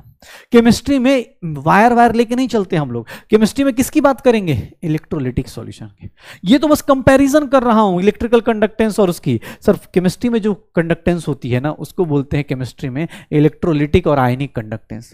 देख रहा हम फिजिक्स वालों से अलग चलते हैं, हमारा रास्ता अलग है, हम उनसे बात नहीं करना चाहते। हमारी बात तभी बंद हो गई जब थर्मोडायनेमिक्स उन्होंने बात नहीं मानी हमारी, ठीक है, हमने बात बंद कर दी यार। हमने बोला यार तुम लोग बात ही नहीं फॉलो कर रहे, तुम लोग कभी वर्क को पॉजिटिव कभी नेगेटिव कुछ भी ले लेते हो। हम लोग आईयूपीएससी को फॉलो करते हैं, हम आईयूपीएससी को इतना हद तक फॉलो करते हैं हमने कहा 50 रूल पड़ जाते हैं, ठीक है। तो भैया तुम्हें फॉलो करना चाहिए, लेकिन छोड़ो, हम लोग अलग हैं, हम लोग अलग चलते हैं। हमारे यहाँ देखोगे क्या होता है, हम लोग किसके थ्रू बात कर रहे हैं, इलेक्ट्रिसिटी कंडक्ट करने की बाई आयंस। वहां किसके थ्रू था, इलेक्ट्रॉन्स के थ्रू। यहां पर इलेक्ट्रोलाइट्स कंडक्ट करते हैं इलेक्ट्रिसिटी। क्यों कंडक्ट करते हैं, किसके ऊपर कंडक्ट करते हैं, तो नेचर ऑफ इलेक्ट्रोलाइट्स के ऊपर। नेचर ऑफ इलेक्ट्रोलाइट्स, कैसा इलेक्ट्रोलाइट डाला, स्ट्रॉन्ग इलेक्ट्रोलाइट है या वीक इलेक्ट्रोलाइट है, याद करो स्ट्रॉन्ग इलेक्ट्रोलाइट है या वीक इलेक्ट्रोलाइट है। दूसरा सर उनसे जो आयन प्रोड्यूस हुआ उसके ऊपर डिपेंड करेंगे, size of the ions produced by, और उनका सॉल्वेशन मतलब वो कितना आराम से सॉल्व कर रहे हैं। तीसरी चीज नेचर ऑफ सॉल्वेंट और उसकी विस्कोसिटी पे कि भाई किसके अंदर आपने डिसॉल्व किया, किसके अंदर आपने डिसॉल्व किया, उसकी विस्कोसिटी क्या है। एंड फोर्थ वन ऑब्वियस है कॉन्सेंट्रेशन पे। लेकिन सबसे ज्यादा डिफरेंशिएटिंग फैक्टर, सबसे ज्यादा जो परेशान करेगा वो कौन है, वो है टेम्परेचर। क्यों, क्योंकि सर यहां जब टेम्परेचर बढ़ाते हैं, जब केमिस्ट्री में टेम्परेचर बढ़ाते हैं, जब केमिस्ट्री में टेम्परेचर बढ़ाते हैं तो सर आयंस का फॉर्मेशन क्या हो जाता है, सर इलेक्ट्रोलाइट का डिसोसिएशन क्या हो जाएगा, फॉर्मेशन ऑफ आयंस क्या हो जाएंगे, ज्यादा हो जाएंगे। और हमारी जो कंडक्टेंस है भाई साहब, केमिस्ट्री की जो कंडक्टेंस है वो बढ़ जाती है। केमिस्ट्री की जो कंडक्टेंस है वो क्या होती है, बढ़ जाती है। टेम्परेचर बढ़ाएंगे तो सर क्या होगा, फॉर्मेशन ऑफ आयंस बढ़ेगा, कंडक्टेंस क्या हो जाएगी, बढ़ जाएगी। फॉर्मेशन ऑफ आयंस बढ़ेगा, कंडक्टेंस क्या हो जाएगी, बढ़ जाएगी। तो इलेक्ट्रोलिटिक, इलेक्ट्रोलाइट्स और आयनिक कंडक्टेंस, और इसके बारे में बात करें तो ये सारी चीज़ें हम लोग फॉलो कर सकते हैं पक्का। टेम्परेचर बढ़ाएंगे, फॉर्मेशन ऑफ आयंस बढ़ेगा, कंडक्टेंस इंक्रीज होगा, पक्का हो जाएगा। हाँ भैया कर लोगे, कर लोगे, सब लोग हो जाएगा। इलेक्ट्रोलिटिक कंडक्टेंस, आयनिक कंडक्टेंस की बात कर रहे हैं। फिजिक्स का और केमिस्ट्री कंडक्टेंस में फर्क है। अब यहां पर मैं फिर से वही सर सारी की सारी टर्म्स को फिर से लिखता हूं, मैं देखिएगा। R is equals to nothing rho L by A, unit बता चुका हूं sir. G is nothing 1 upon R, sir kappa is nothing 1 upon resistivity, यही होगा, यही होगा। कंडक्टेंस हो गया, रेजिस्टिविटी हो गई। चलिए एक दो चीजें हम लोग करके देखते हैं। सर यहां पर एक दो वर्ड और बताता हूं आपको, ये तो कंडक्टेंस हो गया, रेजिस्टेंस हो गया। एक वर्ड होता है that is known as cell constant. Cell constant, इसको हम लोग लिखते हैं G स्टार से। थोड़ा सा फॉर्मूला लिस्ट बना लीजिएगा आज के क्लास तक, क्योंकि आज की क्लास के बाद कल थोड़ा सा ही हो सकता है आए, लेकिन आज की क्लास में ये इंपॉर्टेंट, क्योंकि छोटे छोटे फॉर्मूलाज हैं, बहुत परेशान कर देते। G स्टार, G स्टार क्या है, तो सर सेल कांस्टेंट मतलब L बाई ए। सेल में क्या कांस्टेंट है, length upon area of the cell, मतलब जो भाई उसका जो भी एनोड कैथोड का, तो ये देखो लेंथ अपॉन एरिया। सर इसको मैं क्या लिख सकता हूं, R इंटू 1 अपॉन रो लिख सकता हूं, देखिएगा। या फिर R 1 अपॉन रो को क्या लिख सकता हूं, K भी लिख सकता हूं। सेल कांस्टेंट की वैल्यू देख लीजिएगा, या तो लेंथ अपॉन एरिया हो जाएगा, या रेजिस्टेंस इनटू क्या हो जाएगी, कंडक्टिविटी हो जाएगी। सेल कांस्टेंट है क्या, तो कुछ नहीं सर, बैटरी के अंदर, सेल के अंदर, किसी बैटरी के अंदर क्या हो जाएगा, R इंटू के, पक्का डन। R इंटू के हो जाएगा cell constant, G star L by A, R into K हो जाएगा। अब मुझसे किसने बोल दिया कि सर ये सेल कांस्टेंट हो गया, ये G स्टार है, R is nothing rho into L by A, ये कंडक्टेंस है, ये रेजिस्टेंस कंडक्टिविटी है। मुझसे किसी ने और एक बात बोली कि सर एक बात बताइए, सेल कांस्टेंट, अगर कोई सेल कांस्टेंट है फॉर अ सेम सेल, अगर बैटरी अलग अलग, सेम सेल है, बैटरी सेम रखा, टू डिफरेंट सॉल्यूशन, उस केस में हम लोग क्या बोलेंगे कि sir G star, same cell constant है तो G स्टार क्या रहेगा, सेम रहेगा। G स्टार क्या रहेगा, सेम, मतलब अगर अलग अलग सॉल्यूशन यूज करोगे तो वी कैन से कि उनका resistance R1 into K1 is equals to R2 into K2 हो जाएगा। क्यों, क्योंकि बैटरी तो सेम है, तो सेल कांस्टेंट की वैल्यू क्या रहेगी, सेम रहेगी। तो दैट मीन्स उनका R1 into K1 resistance into conductivity और R2 इंटू K2 क्या रहेगा, सेम रहेगा। R2 इंटू K2 क्या रहेगा, सेम रहेगा। सेल कांस्टेंट L बाई ए, उसी का एप्लीकेशन यहां भी कर दिया। अच्छा, मुझसे किसने बोला सर इस फॉर्मूले में कुछ नया करके दिखाओ, ये फॉर्मूला ना, मुझे फिजिक्स का फॉर्मूला नहीं चाहिए, मुझे केमिस्ट्री का फॉर्मूला चाहिए। कैसे चाहिए, तो कुछ नहीं, उल्टा कर लो सर। 1 अपॉन R को क्या लिख सकते हैं, 1 upon resistivity L A by L लिख सकते हैं। देखिएगा मैंने उल्टा किया तो 1 अपॉन R को क्या लिखेंगे, कंडक्टेंस लिख देंगे। सर 1 अपॉन R को क्या लिख देंगे, कंडक्टेंस लिख देंगे, A बाई L। देख लीजिए, ये फॉर्मूला आप चाहें तो ये भी फॉर्मूला आप याद कर सकते हैं, लेकिन मैं कहता हूं क्यों याद करना है, ये तो 2 मिनट का है भाई, डिराइव कर लेना, उल्टा कर दो। फिजिक्स में वो फॉर्मूला 50 बार यूज होता है, इसको उल्टा कर लेना, कंडक्टेंस आ जाएगा, कंडक्टिविटी आ जाएगी, A अपॉन L आ जाएगा। मजा कब से आता है, ये तो चलो फिजिक्स के टर्म्स है, मजा पता है कब आता है, मजा आता है फिजिक्स के टर्म से मजा नहीं आता, क्योंकि वो तो ऑलरेडी फिजिक्स में बहुत ज्यादा पढ़ते हैं आप लोग। मजा आता है जब केमिस्ट्री का टर्म्स लेके आ जाए। मतलब सर मुझे ना कंडक्टिविटी से प्रॉब्लम नहीं है, कंडक्टिविटी आपने बोला, कंडक्टिविटी आपने बोली, या फिर इसी को हम लोग स्पेसिफिक कंडक्टिविटी बोल दें, कंडक्टिविटी जिसको हमने कापा बोला, या फिर इसी को हम लोग स्पेसिफिक कंडक्टेंस बोल दें, रेजिस्टेंस के बदले स्पेसिफिक कंडक्टेंस बोल दें। तो सर इन दोनों के बारे में, ये 1 अपॉन रेजिस्टिविटी है, इसका यूनिट भी हमने पढ़ लिया कि यूनिट क्या होगा, तो सर साइमन मीटर इनवर्स होगा या साइमन सेंटीमीटर इनवर्स होगा। मजा इसमें नहीं है, इसको निकालना तो बहुत सिंपल सा है सर।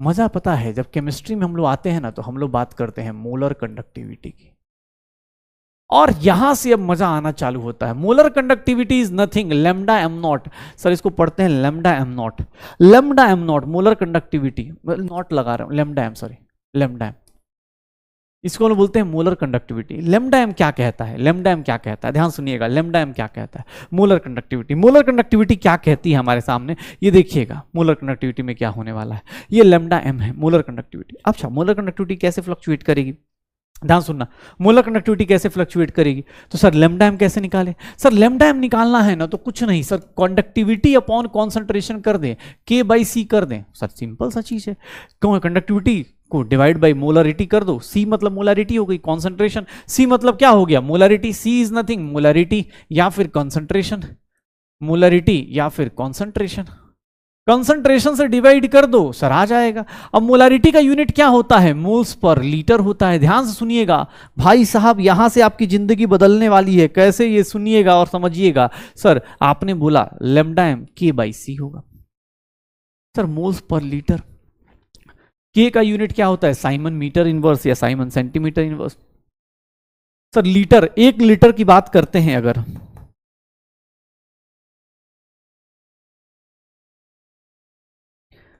या फिर इसको हम लोग 10 की पावर -3 मीटर क्यूब लिखते हैं। ध्यान सुनना, अब आपको यहां पर एक शॉर्टकट बता रहा हूं, उस बात का ध्यान रखिएगा। अब इससे आपको ये देखो जनरल फॉर्मूला यही है, लेकिन अगर आपका कापा साइमन सेंटीमीटर में दिया हुआ है और सर कापा अगर साइमन सेंटीमीटर में है, देन आप देखिएगा, आप लेमडा एम पता है कैसे निकालेंगे, लेमडा एम इज नथिंग के इंटू 1000 अपॉन सी करेंगे, और इसका जो लेमडा एम आएगा इसका यूनिट देखेंगे तो यूनिट जो आएगा वो क्या आ जाएगा, siemens centimetre square mole inverse आ जाएगा। याद रखिएगा जब भी आपको बोला जाए, अगर साइमन सेंटीमीटर में दिया है कापा, यूनिट का गेम बहुत ज्यादा इंपॉर्टेंट है इस चैप्टर में, इस टॉपिक में खासकर यूनिट का गेम, इस टॉपिक में तो खासकर यूनिट का गेम बहुत ज्यादा परेशान करेगा। अगर कापा की वैल्यू सेंटीमीटर में दी है तो सर सेंटीमीटर में, एक बात बताइए ऐसा क्यों किया मैंने, क्योंकि देखो यहां सेंटीमीटर पुट करूंगा, यहां मोल्स पर लीटर पुट करूंगा, लीटर उठ के कहां चला जाएगा ऊपर। कोई पूछे सर 1000 कैसे आ गया, अरे कुछ नहीं है भाई, ये मोल्स पर लीटर है तो लीटर उठ के यहां आ गया, और 1 लीटर को सेंटीमीटर क्यूब में क्या पुट करते हैं, 1000 पुट करते हैं, 1 लीटर को सेंटीमीटर में क्या पुट करते हैं, 1000 पुट करते हैं, वही लॉजिक लगा दिया। इससे क्या है कि मेरा यूनिट लीटर में नहीं आएगा, मेरा जो वो है, मेरा जो मोलर कंडक्टिविटी वो किस में आ जाएगा, सेंटीमीटर स्क्वायर में आ जाएगा। सिमिलरली अगर कापा की वैल्यू, इफ कापा इज, कापा किस में दिया हो, साइमन मीटर इनवर्स में दिया हो, उस केस में कापा की वैल्यू ये दी हो तो उस केस में जो लेमडा एम होगा वो क्या हो जाएगा, कापा अपॉन सी इंटू क्या हो जाएगा, 1000 हो जाएगा। लेमडा एम की वैल्यू क्या हो जाएगी, कापा सी इंटू, बस यूनिट ध्यान रखिएगा, यूनिट क्या होगा, siemens metre square mole inverse, siemens metre square mole inverse, siemens metre square mole inverse, पक्का। तो कापा की वैल्यू क्या हो जाएगी, siemens metre inverse, then lambda M is K upon C into 1000। Done, पक्का हो जाएगा। तो ये हम लोग छोटी छोटी और प्यारी प्यारी बातें करेंगे, ये हम लोग छोटी छोटी और प्यारी प्यारी बातें करेंगे। याद रखिएगा यही सारा फॉर्मूला, सारे फॉर्मूले की लिस्ट यहीं पर है, आपको कुछ भी नया नहीं है। बेटा वीडियो पॉज करके एक बार सोच लो क्या क्या पढ़ा, कैसे कैसे रिलेट किया, क्या क्या पढ़ा, कैसे कैसे रिलेट किया, और इसके बाद हम लोग क्वेश्चंस करने पे आ जाएंगे। क्योंकि देखो भाई, कंडक्टिविटी हो गई, रेजिस्टिविटी हो गई, रेजिस्टेंस हो गया, कंडक्टेंस हो गया, सेल कांस्टेंट हो गया, उनके बीच का रिलेशन हो गया, सर मोलर कंडक्टिविटी हो गई, यही हमारे पास कंडक्टेंस ऑफ इलेक्ट्रोलिटिक सॉल्यूशन में आएगा। चलो भाई अब इसके क्वेश्चंस निपटाते हैं। सारे फॉर्मूले आपने वीडियो पॉज करके अटेम्प्ट कर लिए, चलिए क्वेश्चंस देखते हैं। ये देखिए अपने पास ये एनसीईआरटी का क्वेश्चन है, तो ऑब्वियस गंदी कैलकुलेशन है, मुझे कैलकुलेशन से ज्यादा फर्क नहीं पड़ रहा, मैं बस सिखाना चाहता हूं कि आप सीख लीजिए। एनसीईआरटी का दिया है तो आपको उसके हिसाब से सोचना है। क्या दिया है, रेजिस्टेंस दिया हुआ है, रेजिस्टिविटी निकालनी है, कंडक्टिविटी निकालनी है, सब कुछ। अब अगर मैं एग्जाम हॉल में बैठा हूं ना तो मैं क्या करूंगा, देखो भाई साहब, रेजिस्टिविटी निकालनी है तो 1 अपॉन कंडक्टिविटी, या कंडक्टिविटी निकालनी है तो 1 अपॉन रेजिस्टिविटी। लेकिन मुझे कुछ चीजें दी हुई हैं, मुझे रेजिस्टिविटी कैसे निकालूं, मुझे रेजिस्टेंस दिया हुआ है, पहले तो मैं देख लूं, गिवन सब कुछ लिख दूंगा। मुझे ना जब इस तरह के क्वेश्चंस आएंगे तो एग्जाम हॉल में मैं हाईलाइट कर लूंगा, ये ओम दिया हुआ है, रेजिस्टेंस दिया हुआ है, लेंथ दिया हुआ है कितना, 50 सेंटीमीटर दिया है, एरिया किसमें दिया हुआ है, एरिया नहीं पता, पाई आर स्क्वायर ले सकता हूं, और रेडियस की वैल्यू पाई आर की वैल्यू क्या दी गई है, 1/2 सेंटीमीटर स्क्वायर लिखा जा सकता है। Sir what is resistance, rho L by A. जो लोग करना चाहते हैं खुद से अटेम्प्ट कर सकते हैं, R into A by L लिख देंगे। आर की वैल्यू 50 है, 5.55, 10 की पावर 3, 10 की पावर 3। एरिया की value pi into 1/4 divided by length कितना है, 50 है, लेंथ कितना है, 50 है, तो ये अपने पास आ जाएगा, ये रेजिस्टेंस आ जाएगा, और इसका यूनिट क्या आएगा, साइमन ओम। ओम सेंटीमीटर आएगा, ओम सेंटीमीटर आएगा, यही आएगा, ओम सेंटीमीटर आएगा। क्यों सर, रेजिस्टिविटी का यूनिट यही था। अच्छा मैंने सेंटीमीटर क्यों लिया, बिकॉज सब कुछ मैंने सेंटीमीटर में लिया है। एग्जाम हॉल में यूनिट का जरूर ध्यान रखिएगा, क्योंकि आपको ना अगर लेंथ एरिया सब कुछ सेंटीमीटर में लिया है तो आंसर सेंटीमीटर में आएगा। व्हाट इज रेजिस्टिविटी आ गई, what is conductivity, conductivity is nothing 1/r, तो 1/r मतलब इसका रेसिप्रोकल कर देंगे। वो कैलकुलेशन अब एनसीईआरटी की छोड़ दो यार, उतना नहीं जाना आगे पीछे, ठीक है। 10 की पावर 3 इंटू पाई बाई 4, ये क्या हो जाएगा, साइमन सेंटीमीटर इनवर्स आ जाएगा, साइमन सेंटीमीटर इनवर्स आ जाएगा। कंडक्टिविटी आ गई, रेजिस्टिविटी आ गई। अब मुझसे किसने बोल दिया कि मोलर कंडक्टिविटी बताओ, तो लेमडा एम की वैल्यू में अब कौन सा फॉर्मूला यूज करूंगा सर, ये वाला ऊपर वाला या नीचे वाला। सर 3 फॉर्मूले, ये तो जनरल फॉर्मूला हो गया K/C, लेकिन लेमडा एम की वैल्यू सर अगर सेंटीमीटर में है तो ऊपर 1000 से, अगर मीटर में है तो नीचे 1000 से डिवाइड हम लोग करने वाले हैं। तो ये देखिएगा लेमडा एम की वैल्यू क्या हो जाएगी, K इंटू 1000 अपॉन C लिख सकता हूं, और K इंटू 1000, K की वैल्यू क्या है सर 50 अपॉन 5.55 इंटू 10 की पावर 3 पाई बाई 4 इंटू ऊपर क्या हो जाएगा 1000 से डिवाइड करूंगा, और इसकी वैल्यू जो आएगी siemens centimetre square mole inverse आ जाएगा, siemens centimetre square mole inverse आ जाएगा। देख लो जो भी आए वैल्यू, जितनी भी आए, अब इसकी वैल्यू कैलकुलेट करना हमारा काम अभी नहीं बचा है, हम इसको आराम से बार बार अलग अलग करके निकाल देंगे। ये आ जाएगा पक्का, तो लेमडा एम ऐसे निकाल दिया जाएगा। देख लो रेजिस्टिविटी हो गई, कंडक्टिविटी हो गई, ऐसे हम लोग यूज करेंगे, इस तरह से चीजें हम लोग फॉलो करेंगे। K/C, K into 1000, K into 1000 upon C, K into 1000 upon C आ जाएगा। तो रेजिस्टेंस आ गया, रेजिस्टिविटी आ गई, कंडक्टिविटी आ गई, मोलर कंडक्टिविटी आ गई, निकाल दो। अब आप सेंटीमीटर, अच्छा सब कुछ सेंटीमीटर में लिया है तो सब कुछ सेंटीमीटर में, कोई बोले नहीं सर मीटर में लेना है, तो मीटर में यहीं पे कन्वर्ट करूंगा ना भाई, यहीं पे कन्वर्ट कर दूंगा, पक्का यहीं पे कन्वर्ट कर दूंगा। ये देखना, ये भी एनसीईआरटी का क्वेश्चन है सर, सब लोग अटेम्प्ट कर सकते हैं। Conductivity of 0.20 m solution of KCl at 298 kelvin is 0.0248। Conductivity दी है, कापा की वैल्यू दी है, कॉन्सेंट्रेशन दिया है सर, कापा दिया है कितना 0.0248 साइमन सेंटीमीटर, सर कॉन्सेंट्रेशन की वैल्यू कितनी जी है 0.20 मोल्स पर लीटर लिखा हुआ है। सर लेमडा एम की वैल्यू क्या हो जाएगी, कापा अपॉन C हो जाएगा, और सर ये ऊपर 1000 से मल्टीप्लाई कर रहे हैं, आई होप सो सबको पता चल रहा होगा 1000 से क्यों कर रहे हैं, 0.0248 इंटू 1000 अपॉन अब निकाल लो जितनी वैल्यूज आए, ऊपर 2 नीचे 2, ऊपर 2 4, 100 बच गया, 124 siemens centimetre square mole inverse आ जाएगा, 124 siemens centimetre square mole inverse आ जाएगा। तो lambda is nothing kappa into 1000 upon C कर देंगे। ये अगेन एनसीईआरटी का क्वेश्चन है, बहुत प्यारा सा क्वेश्चन, एक्सरसाइज के ये सब क्वेश्चंस हैं। एनसीईआरटी के क्वेश्चंस भाई मेरे लिए बहुत ज्यादा इंपॉर्टेंट है, क्यों आपके लिए भी इंपॉर्टेंट है, मैं इसलिए करा देता हूं क्योंकि देखो इस कैलकुलेशन पसंद नहीं आती, मुझे भी पसंद नहीं आती, लेकिन एग्जाम हॉल में यार एनटीए ज्यादा मेहनत करता नहीं है, वो आपको ही पता है, वो एनसीईआरटी के सीधा सीधा न्यूमेरिकल्स उठा के पूछ सकता है। देखिएगा रेजिस्टेंस दिया हुआ है, रेजिस्टेंस दिया है, सेल कांस्टेंट पूछ रहा है, सेल कांस्टेंट कैसे निकालते हैं, तो सेल कांस्टेंट का formula, cell constant is nothing G star and G star is R into K लिख सकते हैं।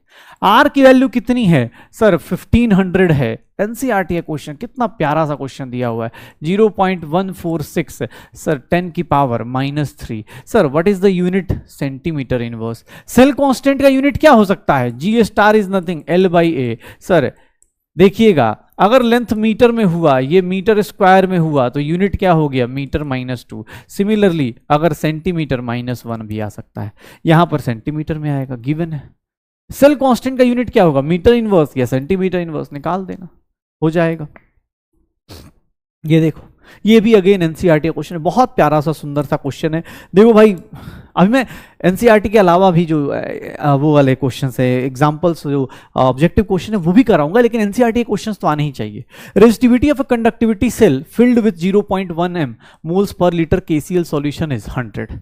2 सॉल्यूशन है, देखो क्वेश्चन के लेंथ से मत डरना, जानबूझ के वो मजा ले रहा है, सेम सेल बोल रहा है, सेम सेल में एक बार ये कॉन्सेंट्रेशन पुट किया, सेम सेल में दूसरा कॉन्सेंट्रेशन पुट किया, उसका रेजिस्टेंस अलग आया, बोल रहा है इसका कंडक्टिविटी और मोलर कंडक्टिविटी इस वाले का, सेकंड वाले का निकाल के दिखाओ। मतलब मेरे पास दो कंडीशंस हैं, ध्यान सुनिएगा सर, देखिएगा और ध्यान से, एग्जाम हॉल में ये चीजें बहुत इंपॉर्टेंट है। 0.1 मोल ये लिख दिया मैंने C1। सर इसका रेजिस्टेंस कितना दिया है, 1500 ओम दिया है, पढ़िए अपने पास सेल। और अब क्या कर रहे हैं, तो सर इसकी कंडक्टिविटी भी दी है, कापा 1 की वैल्यू दी है 1.29 साइमन मीटर इनवर्स, मीटर में है, वेरी गुड, कोई दिक्कत नहीं। सर C2 कॉन्सेंट्रेशन दूसरा दिया है 0.02 moles per litre. Sir R1 की वैल्यू बोलें तो 520 ओम लिखा हुआ है, और कापा 1 कापा 2 R2 मतलब सॉरी R2 यहां निकालना है, R2 दिया हुआ है, कापा 2 निकालना है, और लेमडा M2 निकालना है, लेमडा M ऑफ 2 निकालना है। कैसे निकालेंगे सोचिएगा। यहां पर हिंट के लिए आपको एनसीईआरटी में एक लाइन बोली गई है, सेम सेल। मैंने सेम सेल के बारे में बताया था कि अगर एक ही सेल है और उसके अंदर अलग अलग सॉल्यूशन डाल रहे हैं तो वहां पर एक कॉन्सेप्ट अप्लाई करना है, that is known as R1 into K1 and that is equal to R2 into K2। R1 K1 क्या होगा, 1500 इंटू 1.29 R2। सर R2 कितना है, 520 इंटू कापा 2 आ जाएगा क्या, कापा 2 कितना आ जाएगा, कितना आ जाएगा सर, इतना ही आएगा। और ये साइमन मीटर इनवर्स में ही होगा, क्यों, क्योंकि सर इधर भी मीटर में है, ये भी ओम कैंसिल, मीटर इनवर्स में आएगा। सर कापा 2 आ गया तो लेमडा M2 की बात की जाएगी, और लेमडा M2 की बात कैसे की जाएगी, तो lambda M2 is nothing kappa 2 into sir C2 into नीचे क्या करेंगे, 1000 से डिवाइड करेंगे। कापा 2 की बात करें तो कापा 2 कितना है, सर कापा 2 देख लीजिए, जितना भी आए कितना आ जाएगा, तो 100 से 100 डिवाइड कर दो ना, तो 15 इंटू 129, 15 इंटू 129 अपॉन 520 आ जाएगा, ये आ जाएगा कापा 2। C2 की वैल्यू कितनी है, 0.02 इंटू क्या हो गया, 1000 हो गया। लेमडा M2 की वैल्यू की बात करेंगे तो siemens metre square mole inverse में आएगा, क्यों, क्योंकि ये मीटर में है। सर फाइनली मेरे पास, अब देख भाई, बहुत सारे लोग मुझे बार बार बोलते हैं, अरे सर जब एनसीईआरटी के कैलकुलेशन नहीं हो सकते तो फिर हम करते क्यों हैं, करते इसलिए हैं ताकि एनसीईआरटी का ईगो सेटिस्फाई हो जाए, और हम लोग एग्जाम हॉल में अगर कोई क्वेश्चन आए तो हम अटेम्प्ट कर पाए कि हाँ यार हमने क्वेश्चन देखा हुआ है। ऐसा नहीं, ऑब्वियस है कैलकुलेशन बहुत गंदी है, और तुम्हें ही पता चला बहुत गंदी कैलकुलेशन है, उतनी गंदी कैलकुलेशन यार एग्जाम हॉल में थोड़ा टाइम लग जाएगा, लेकिन हाँ ठीक है, अब 0020 हो गया, ठीक है। अब ये मल्टीप्लाई डिवाइड करके हमारे पास फाइनली अब आंसर देखोगे 15 इंटू 129 डिवाइड बाई 520 इंटू 20 आ गया। अब इसको कैलकुलेट करते रहेंगे, जितना आएगा एग्जाम हॉल में करते रहेंगे, लेकिन हाँ एनसीईआरटी क्वेश्चन है तो इंपॉर्टेंट है, करना है तो करना है, ठीक है। ये सारे के सारे अभी जितने भी क्वेश्चंस कराए सारे एनसीईआरटी क्वेश्चंस हैं, सारे एनसीईआरटी क्वेश्चंस हैं। वो मेरा काम है मैं आपके लिए पिक करके लाऊं, कहां से लेके आऊं वो आपका काम। अब इस क्वेश्चन को आप लोग अटेम्प्ट कर सकते हैं, क्यों, क्योंकि अब आपको ये चीजें पता है। निकालो, कंडक्टेंस निकालना है, कंडक्टेंस निकालना है। अब ये ऑब्जेक्टिव क्वेश्चन है, आप कर सकते हैं। Conductance is nothing 1 upon resistance, और 1 अपॉन रेजिस्टेंस मतलब क्या हो गया sir, rho L by A। देखिएगा, या ऐसे भी लिख सकता हूं, L बाई ए को क्या लिखते हैं, G स्टार लिखते हैं, सेल कांस्टेंट। तो G की वैल्यू क्या हो गई 1 अपॉन रो, रो कितना है, रेजिस्टिविटी कितनी है 54, और G स्टार इसकी वैल्यू कितनी है 0.5, 1 अपॉन 27 आ गया। G अपने पास कितना आ गया 1 अपॉन 27 आ गया। ये क्या हो जाएगा, कंडक्टेंस हो जाएगा, ये क्या हो जाएगा, कंडक्टेंस हो जाएगा। तो G की वैल्यू क्या हो जाएगी 1 अपॉन 27 हो जाएगी। G की वैल्यू क्या हो जाएगी 1 अपॉन 27, पक्का। तो कंडक्टेंस निकाल दो। रेजिस्टेंस दिया हुआ है, ध्यान से देखिएगा, अपने पास रेजिस्टेंस दिया हुआ है। अब ये क्वेश्चन आप अटेम्प्ट कर सकते हैं, जो लोग करना चाहते हैं वीडियो पॉज कीजिए, अटेम्प्ट कीजिए। सर मीटर में निकालना है तो यहां सेंटीमीटर दिया है, ध्यान रखिएगा, देख लीजिएगा एग्जाम हॉल में कैसे कैसे एग्जाम में मजे लिए जाते हैं। सेंटीमीटर में दिया है, पूछ रहा है मीटर में निकालना है, आपकी मर्जी है, आप चाहें तो वहीं पर चेंज कर सकते हैं। कैसे, ये देखिए सर, लेमडा एम निकालने के लिए, लेमडा एम निकालने के लिए मुझे पता है K/C करना, इंटू 1000 कर देता हूं, क्योंकि मैं इसको लेके आऊंगा साइमन मीटर इनवर्स में। पक्का। कॉन्सेंट्रेशन पता है, बस के पता चल जाए। के कैसे निकलेगा? तो sir R is nothing rho L by A होता है। R is nothing rho L by A हो जाता है, यही होता है। R is nothing rho L by A. Sir R की वैल्यू कितनी है? 50 है।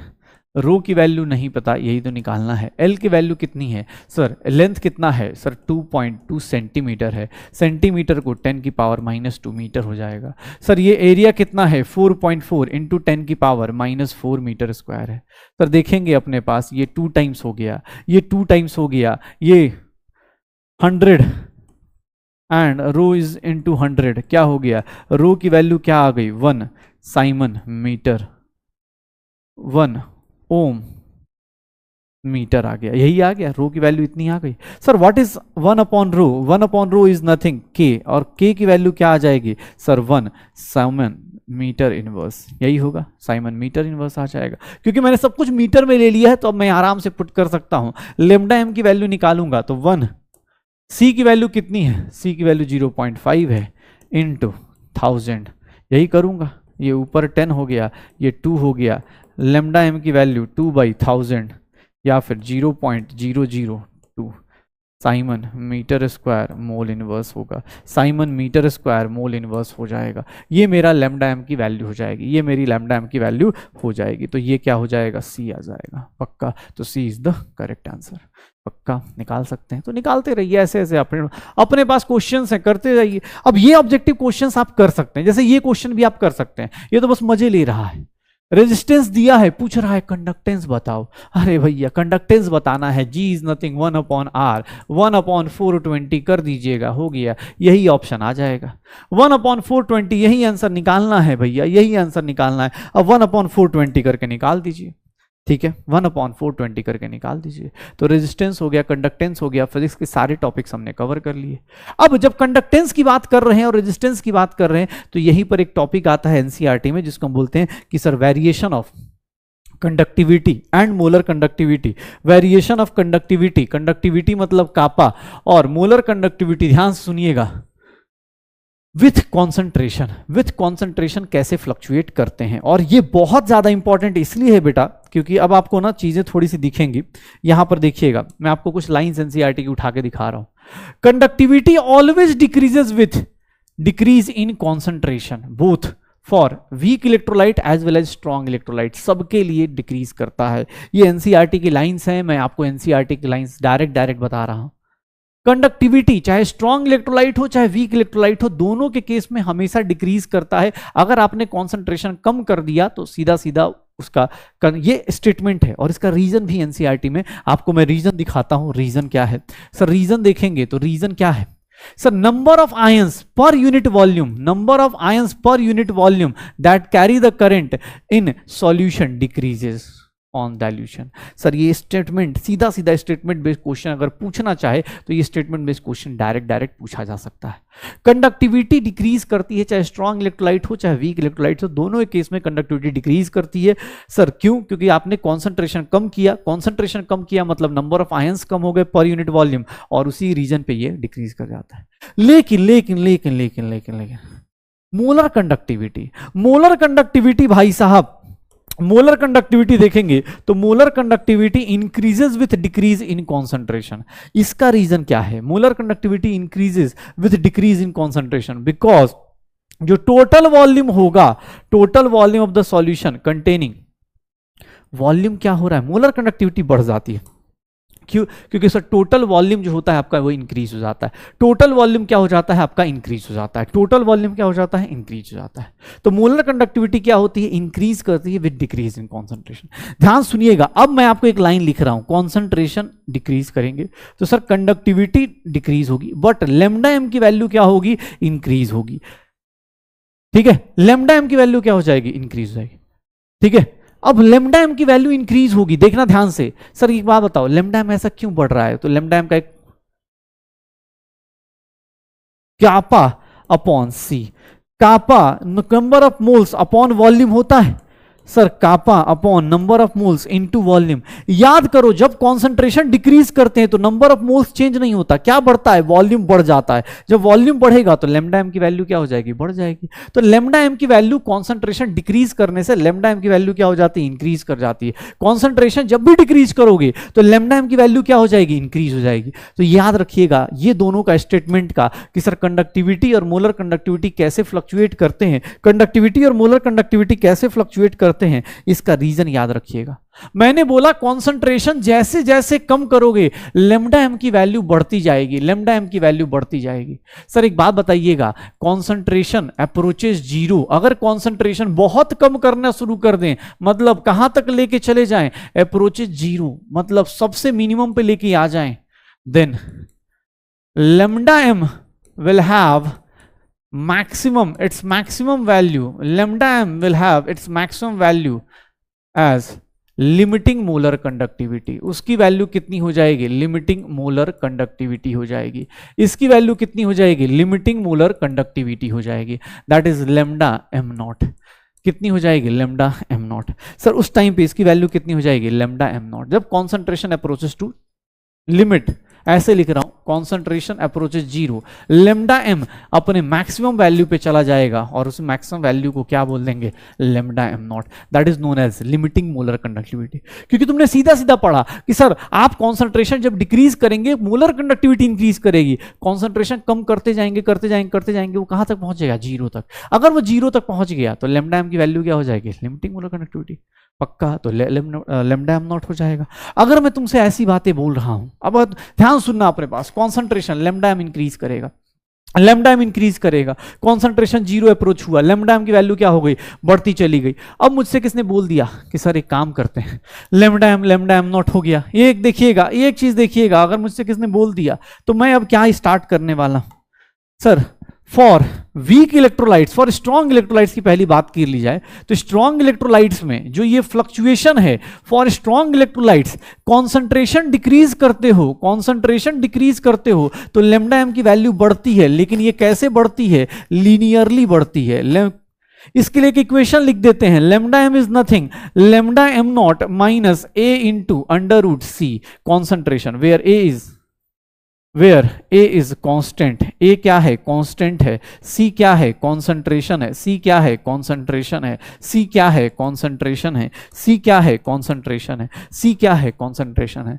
Lambda M is nothing, lambda M naught minus A under root C हो जाएगा, lambda M is nothing, lambda M naught minus A under root C हो जाएगा। और अगर स्ट्रॉन्ग इलेक्ट्रोलाइट के केस में अगर तुमने lambda m versus under root C का ग्राफ बनाया तो ये क्या बनेगा, कॉन्सेंट्रेशन के साथ सर डिक्रीज तो करेगा, बट ये देखना अपने पास स्ट्रॉन्ग इलेक्ट्रोलाइट्स में इसका स्लोप होगा, क्या हो जाएगा, माइनस ए, और ये जो y इंटरसेप्ट है ये किसके इक्वल होगा, लेमडा एम नॉट के। स्ट्रॉन्ग इलेक्ट्रोलाइट में अगर मैं बात करूं तो कॉन्सेंट्रेशन डिक्रीज करने से मोलर कंडक्टिविटी इंक्रीज होती है, बट वो लीनियरली होती है, बट वो क्या होती है, लीनियरली होती है। तो इस बात का ध्यान रखिएगा कि लेमडा एम नॉट इनटू ये देख लो अंडर रूट माइनस ए, पक्का, तो कॉन्सेंट्रेशन के साथ ऐसे फ्लक्चुएट करता है। स्ट्रॉन्ग इलेक्ट्रोलाइट ऐसे काम करता है, ये हो जाएगा सर, श्योर हो, स्ट्रॉन्ग इलेक्ट्रोलाइट्स में ऐसे हो जाएगा, पक्का।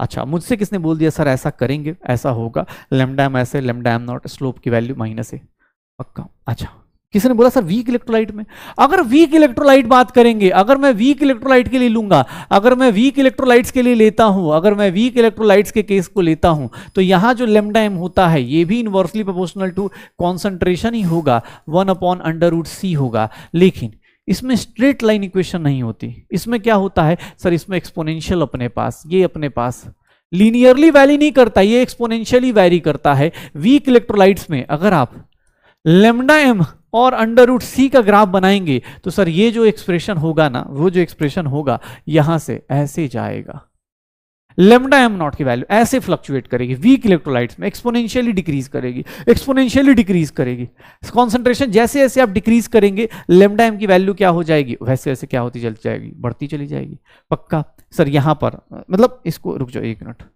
पता चला कि हाँ ये देखो, अरे ऐसे फ्लक्चुएट कर जाएगा। तो वीक इलेक्ट्रोलाइट्स में एक्सपोनेंशियली अपने पास ऐसे फ्लक्चुएट कर रहा होगा, पक्का हो जाएगा। तो स्ट्रॉन्ग इलेक्ट्रोलाइट्स में ये इक्वेशन फॉलो करते हैं, वीक इलेक्ट्रोलाइट्स में आपको इक्वेशन नहीं होती, आप ऐसे फ्लक्चुएट करते हैं। लेमडा एम नॉट क्या है? Limiting molar conductivity, that is maximum value of molar conductivity, जो कब होती है? जब कॉन्सेंट्रेशन एकदम कहां पहुंच जाए, जीरो के आसपास पहुंच जाए, उसी को क्या बोल देंगे कि सर ये मेरे पास अब क्या हो गया? लिमिटिंग मोलर कंडक्टिविटी हो गई, ये मेरे पास लिमिटिंग मोलर कंडक्टिविटी हो गई, और इसको मैं यूज करके अब निकाल सकता हूं। अब मैं इसको यूज करके निकाल सकता हूं, श्योर हो? अच्छा, अब मुझसे किसने पूछ दिया? सर एक काम करते हैं, अब एक काम करते हैं, चलो इस टाइप का क्वेश्चन दे दिया मैंने तुम्हें, ये किसका है? चलो बताओ सर, किस टाइप के इलेक्ट्रोलाइट्स का ऐसा बनेगा, किस टाइप के इलेक्ट्रोलाइट्स का ऐसा बनेगा? तो सर जो वीक होगा, और वीक कौन सा दिख रहा है इलेक्ट्रोलाइट में? वीक कौन है? यही है। अरे सर अब तो आयनिक इक्विलिब्रियम सब कुछ कर लिया हम लोगों ने, हमने आयनिक इक्विलिब्रियम सब कुछ कर लिया। Sir maximum electrical work delta G naught कोई पूछ रहा है, डेल्टा जी नॉट क्या होगा? Minus NF E naught cell होगा क्या? सर इस तरह क्वेश्चंस आ जाए तो डरने का नहीं है। डैनियल सेल में याद है, डैनियल सेल किसको बोलते थे? कॉपर जिंक वाले को बोलते थे, कॉपर जिंक वाले को बोलते थे। सर n की वैल्यू 2 हो गई, 96500 हो गया। E नॉट सेल कितना होगा? तो सर E नॉट सेल अपने पास 1.10 वोल्ट। कैलकुलेशन करेंगे जूल्स में आएगा, कैलकुलेशन करेंगे जूल्स में आएगा, डिवाइड बाई 1000 कर देंगे तो किलो जूल्स में आ जाएगा, डिवाइड बाई 1000 कर देंगे तो किलो जूल्स में आ जाएगा। निकाल के देख लो, पक्का हो जाएगा सर। अच्छा कोई पूछे निगेटिव सर नहीं आ रहा, अरे निगेटिव सर वो मैक्सिमम वर्क डन पूछ रहा है, वर्क पूछ रहा है, तो इसका मैग्नीट्यूड ले लेंगे, यहां मैग्नीट्यूड ले लेंगे, हो गया, पक्का हो जाएगा, श्योर हो? चलो सेल कांस्टेंट का यूनिट क्या होता है? सेल कांस्टेंट का यूनिट, अरे सर अब तो बहुत इजी से क्वेश्चंस आ गए। देखो सेल कांस्टेंट एक्सप्रेशन बताओ कैसा होता है? सर सेल कांस्टेंट ए की वैल्यू, कंडक्टेंस का एक्सप्रेशन बताओ। अगर सेल कांस्टेंट की वैल्यू क्या दिया है? ए दिया है, मतलब L बाई ए की वैल्यू क्या दी गई है? ए। रेजिस्टिविटी की वैल्यू क्या दी गई है? एक्स। सर आर की वैल्यू क्या होती है? रो L बाई ए होती है, तो R की वैल्यू क्या हो गई? एक्स ए हो गया, तो 1 बाई आर को ही क्या बोलते हैं? कंडक्टेंस बोलते हैं। 1 अपॉन एक्स ए हो जाएगा, 1 अपॉन एक्स ए हो जाएगा, 1 अपॉन एक्स ए कर दिया, 1 अपॉन एक्स ए कर दिया, निकाल दो। फिर से सारे छोटे छोटे और प्यारे से क्वेश्चन है बेटा, रिपीट कर रहा हूं ताकि अभी टॉपिक धीरे धीरे खत्म हो रहा है, तब आपके पास ये सब चीजें आनी चाहिए आपको। देख लो अपने पास स्पेसिफिक कंडक्टेंस दिया हुआ है, मतलब कापा की वैल्यू दी हुई है sir 0.3568 Simon centimetre inverse. Sir ये कंडक्टेंस दिया हुआ है, कंडक्टेंस इज नथिंग जी, मतलब जी की वैल्यू 0.2068 दिया हुआ है, साइमन दिया है। सर एक बात बताइएगा, सेल कांस्टेंट L बाई ए की वैल्यू क्या होगी, या G स्टार की वैल्यू क्या होगी? G स्टार R इंटू के होता था, R इंटू के होता था, तो सर R को क्या लिख सकते हैं? 1 बाई जी इंटू के लिख सकते हैं। देखिएगा 1 बाई, अब आप जितना पढ़ के आएंगे उसके हिसाब से आप क्वेश्चंस करते चले जाएंगे। ये आ गया जो भी आएगा, अब इसका यूनिट क्या आएगा? सेंटीमीटर इनवर्स आएगा। जो भी वैल्यूज आएंगी ये अपने पास मुझे लगता है ये वाली वैल्यूज आ जाएंगी, एग्जैक्ट वैल्यू निकालेंगे ये आ जाएगा। ई नॉट वर्सेज लॉग केसी का ग्राफ कैसा होगा? ई नॉट का ग्राफ और लॉग केसी का ग्राफ। ई नॉट का वैल्यू सर 0.059 n लॉग केसी लिखते थे। सर ई नॉट अगर वाई एक्सिस पे है या एक्स एक्सिस पे है तो सर ये ग्राफ कैसा होगा? वाई एक्सिस और एक्स एक्सिस का ग्राफ कैसा होगा? स्ट्रेट लाइन होगा। वाई एक्सिस और एक्स एक्सिस का ग्राफ कैसा होगा? स्ट्रेट लाइन होगा। ये देखिए यूनिट्स का गेम आप देख लीजिएगा अपने पास, यूनिट्स का गेम देख लीजिए। कंडक्टिविटी को किससे रिलेट करते हैं? कंडक्टिविटी को आप किससे रिलेट करते हैं? कंडक्टिविटी आपका क्या होगा? मैं ऐसे लिख देता हूं, क्यू हो गया। अरे यार इसका ऑप्शन गड़बड़ हो गया है क्या? इसका ऑप्शन गड़बड़ है बेटा, कोई बात नहीं, ऑप्शन ना थोड़ा गड़बड़ हो गया है, कोई दिक्कत नहीं, आप ऑप्शन हटा दीजिए, बस ऐसे ही कर दीजिए। इस कंडक्टिविटी का ऑप्शन, इस कंडक्टिविटी का ऑप्शन, चलिए कंडक्टिविटी के हो गया, कंडक्टिविटी के हो गई तो क्या हो जाएगा? ये होगा। सेल कांस्टेंट को क्या लिखते हैं? L बाई ए लिखते हैं। L बाई ए का यूनिट क्या हो जाएगा? सेंटीमीटर। सर मोलर कंडक्टेंस क्या होगा? लेमडा एम, और लेमडा एम की वैल्यू क्या हो जाएगी? ये हो जाएगी। और इक्विवेलेंट कंडक्टेंस क्या होगा? ये, और ये वैल्यू क्या हो जाएगी? ये हो जाएगी। तो ऐसे आंसर निकाल दो पक्का। तो ये अपने पास सारी की सारी यूनिट्स हैं, ये ऐसे करके वैल्यूज आ जाएंगे। अब जब देखो हम लोगों के पास क्या हुआ, कंडक्टिविटी आई, मोलर कंडक्टिविटी आई, तो अब हमारे पास लिमिटिंग मोलर कंडक्टिविटी किसी की कैसे निकालते हैं, किसी की लिमिटिंग मोलर कंडक्टिविटी कैसे निकालनी है, उसके लिए मेरे पास क्या आता है? कोहलर्स लॉ आता है। कि सर लिमिटिंग मोलर कंडक्टिविटी किसी आयन का निकालना है, किसी इलेक्ट्रोलाइट का निकालना है, तो उसके लिए हम लोग क्या पढ़ते हैं, कौन सा लॉ पढ़ते हैं, Kohlrausch law of independent migration of ions. Kohlrausch law क्या बोलता है कि किसी बंदे का लिमिटिंग मोलर कंडक्टिविटी आप निकालने चाहते हो किसी इलेक्ट्रोलाइट का, तो उस इलेक्ट्रोलाइट के अंदर एक तो कटायन होगा और एक एनायन होगा। कटायन क्या करेगा, अपना कंट्रीब्यूशन देगा कंडक्टिविटी में, एनायन भी अपना कंट्रीब्यूशन देगा, क्योंकि ऑब्वियस फ्लो ऑफ आयंस के कारण ही कंडक्टिविटी हो रही है। कोई भी इलेक्ट्रोलाइट इलेक्ट्रिसिटी क्यों कंडक्ट कर रहा है, बिकॉज फ्लो ऑफ आयंस हो रहे हैं। तो ऑब्वियस कटायन का भी अपना कंट्रीब्यूशन होगा, एनायन का भी अपना कंट्रीब्यूशन होगा। तो कोहलास लॉ क्या कहता है कि भैया आप क्या करेंगे, अगर आपको किसी भी कटायन एनायन मतलब एक इलेक्ट्रोलाइट का निकालना है, तो आप क्या करेंगे, सर ए प्लस का आप कंट्रीब्यूशन ले लीजिए और लेमडा नॉट बी माइनस का कंट्रीब्यूशन ले लीजिए। सर आप देखेंगे, आप साइमन मतलब इसको मोल्स के केस में, सर मोलर कंडक्टिविटी जब भी आप निकालेंगे, मोलर कंडक्टिविटी मान लो ए टू बी है, तो ए टू बी में 2 टाइम्स लेमडा ए प्लस लेंगे और लेमडा नॉट बी माइनस 2 लेंगे। ऐसे करके आप निकालते चले जाएंगे, पक्का lambda naught lambda am not ऐसे करके निकालते चले जाओ, ऐसे करके निकालते चले जाओ। Kohlrausch law of independent migration of ion, आप हमेशा इंडिविजुअल लेंगे।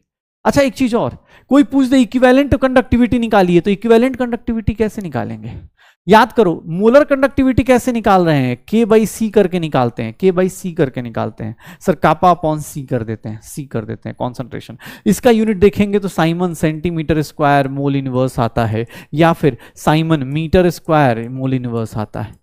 ये मोलर कंडक्टिविटी है तो आपने मोलरिटी से डिवाइड कर दिया। अगर मैं बोलता कि सर नहीं सर मुझे तो वो चाहिए, लेमडा इक्विवेलेंट चाहिए, इक्विवेलेंट कंडक्टिविटी चाहिए, ध्यान सुनिएगा बस थोड़ा सा ही ट्विस्ट है, इक्विवेलेंट कंडक्टिविटी चाहिए, पता है आपको क्या करना है, पता है आपको क्या करना है, इक्विवेलेंट कंडक्टिविटी कुछ नहीं, कापा अपॉन नॉर्मलिटी पुट करेंगे, और नॉर्मलिटी क्या होती है, मोलरिटी इंटू एन फैक्टर होता है, मोलरिटी इंटू एन फैक्टर हो जाता है, पक्का सर। या कॉन्सेंट्रेशन, तो कापा अपॉन एम को क्या लिख दिया, देखना अपने पास lambda M upon N factor, और किसी भी इलेक्ट्रोलाइट का एन फैक्टर क्या होता है, सर उसका चार्ज ऑन कटायन या फिर एनायन, किसी चार्ज ऑफ कटायन और एनायन। तो ये चीज एनसीईआरटी में तो नहीं है लेमडा इक्विवेलेंट, लेकिन हाँ पता होना चाहिए कि lambda equivalent is nothing molar conductivity upon N factor हो जाता है। मतलब मोलर कंडक्टिविटी को किससे मल्टीप्लाई डिवाइड कर दो, एन फैक्टर से, तो अपने पास आंसर आ जाएगा, पक्का। ये प्यारी प्यारी चीजें हैं, निकालते रहो, ये निकालते रहो, खोजते रहो, खेलते रहो, इनके साथ घुमाते रहो, जितना घूमना है घूमते रहो, पक्का। Kohlrausch law of independent migration of ions यही होता है। अच्छा यहाँ पर एक डेटा है जो एनसीईआरटी में दिया हुआ है, वो मुझे दिखाना है। ये डेटा एनसीईआरटी का एक्सपेरिमेंटल डेटा है, ध्यान से देखिएगा। इसमें सबसे हाईएस्ट कंडक्टिविटी जो आपको दिख रही है वो किसकी दिख रही है, देखिएगा इस डेटा को, H प्लस आयन का सबसे हाईएस्ट कौन होता है, H प्लस। उसके बाद जो होता है वो कौन है, OH माइनस। याद रखिएगा H प्लस और OH माइनस का कंडक्टिविटी हाई होने का रीजन होता है स्मॉल साइज। H प्लस क्या है, प्रोटॉन का, बहुत स्मॉल साइज का है, फटाफट भागेगा। सबसे हाईएस्ट कंडक्टिविटी किसकी होती है, H प्लस की, फिर किसकी आती है, OH माइनस की। अच्छा उसके बाद अगर बात की जाए तो यहां पर एक ट्रेंड और ऑब्जर्व करने को मिलता है, सोडियम पोटेशियम ऊपर से नीचे आ रहे हैं, कंडक्टिविटी बढ़ रही है क्या, yes sir, limiting molar conductivity बढ़ रही है। Chlorine bromine limiting molar conductivity बढ़ रही है। सर कैल्शियम मैग्नीशियम, मैग्नीशियम से कैल्शियम जा रहे हैं, लिमिटिंग मोलर कंडक्टिविटी बढ़ रही है। तो याद रखिएगा लेमडा एम नॉट का ये सब ऑप्शन अगर कोई पूछ दे तो H प्लस का सबसे हाईएस्ट, फिर OH माइनस का। दूसरा लेमडा एम नॉट का अगर मैं आपसे पूछ दूं तो याद रखिएगा सर सोडियम। अब ये एक्सपेरिमेंटल डाटा रटिएगा मत, बैठ के अपने पास ऐसे नहीं कि रट रहे हैं बैठ के, आप एक नॉर्मल याद रखें, साइज बढ़ रहा है, कंडक्टिविटी भी क्या कर रहे हैं ये लोग, कंडक्टिविटी भी क्या कर रहे हैं, ये बढ़ा रहे हैं।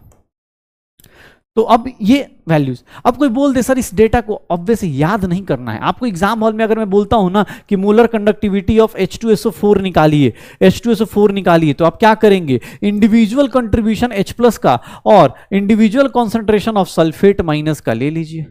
सर H प्लस का कॉन्ट्रीब्यूशन 2 टाइम्स लूंगा, क्यों, क्योंकि H2SO4 में 2 H प्लस कंडक्टिविटी शो करेंगे। सर 2 टाइम्स H प्लस कितना हो जाएगा, 2 times 349.6 plus lambda am not of SO4 160 आ जाएगा, जितना भी आए निकाल दो।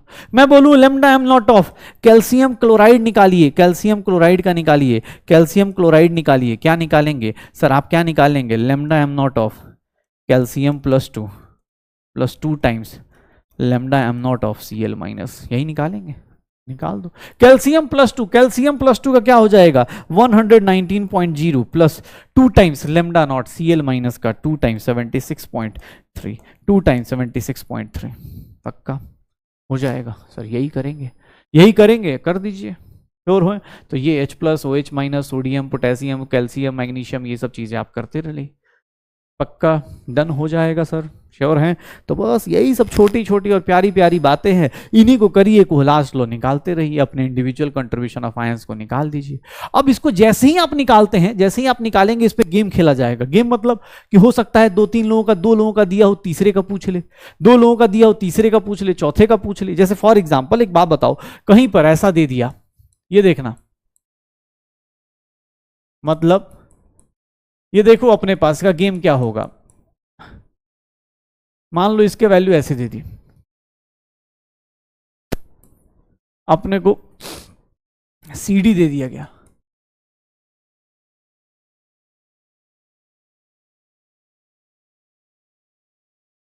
ऐसा दे दिया गया लेमडा m0 ऑफ, मैं ऐसा बोल दूं कि अपने पास AD दे दिया गया।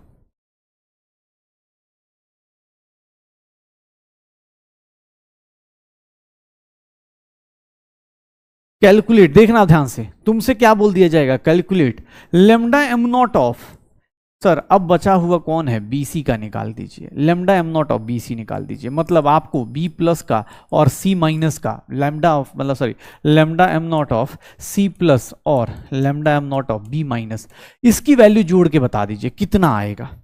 अब इस तरह का क्वेश्चन अगर कोई दे दे, मोलर कंडक्टिविटी कोहलाज लॉ का, देखो इंडिविजुअली आप ऐड कर रहे थे कोई दिक्कत नहीं थी, एग्जाम हॉल में क्या होगा, ये गिवन होगा, ये क्या है गिवन है। अब एग्जाम हॉल में गिवन है, बोला जा रहा है सर ये वैल्यूज दी हुई हैं, इंडिविजुअल वैल्यूज नहीं दी गई हैं, दोनों का सम दिया गया है। तो सर अब मुझे क्या निकालना है, B और C का सम निकालना है। B और C का सम कैसे निकाल सकता हूं मैं, B और C का सम कैसे निकाल सकता हूं, तो B और C का सम निकालने के लिए मेरे पास एक ट्रिक है।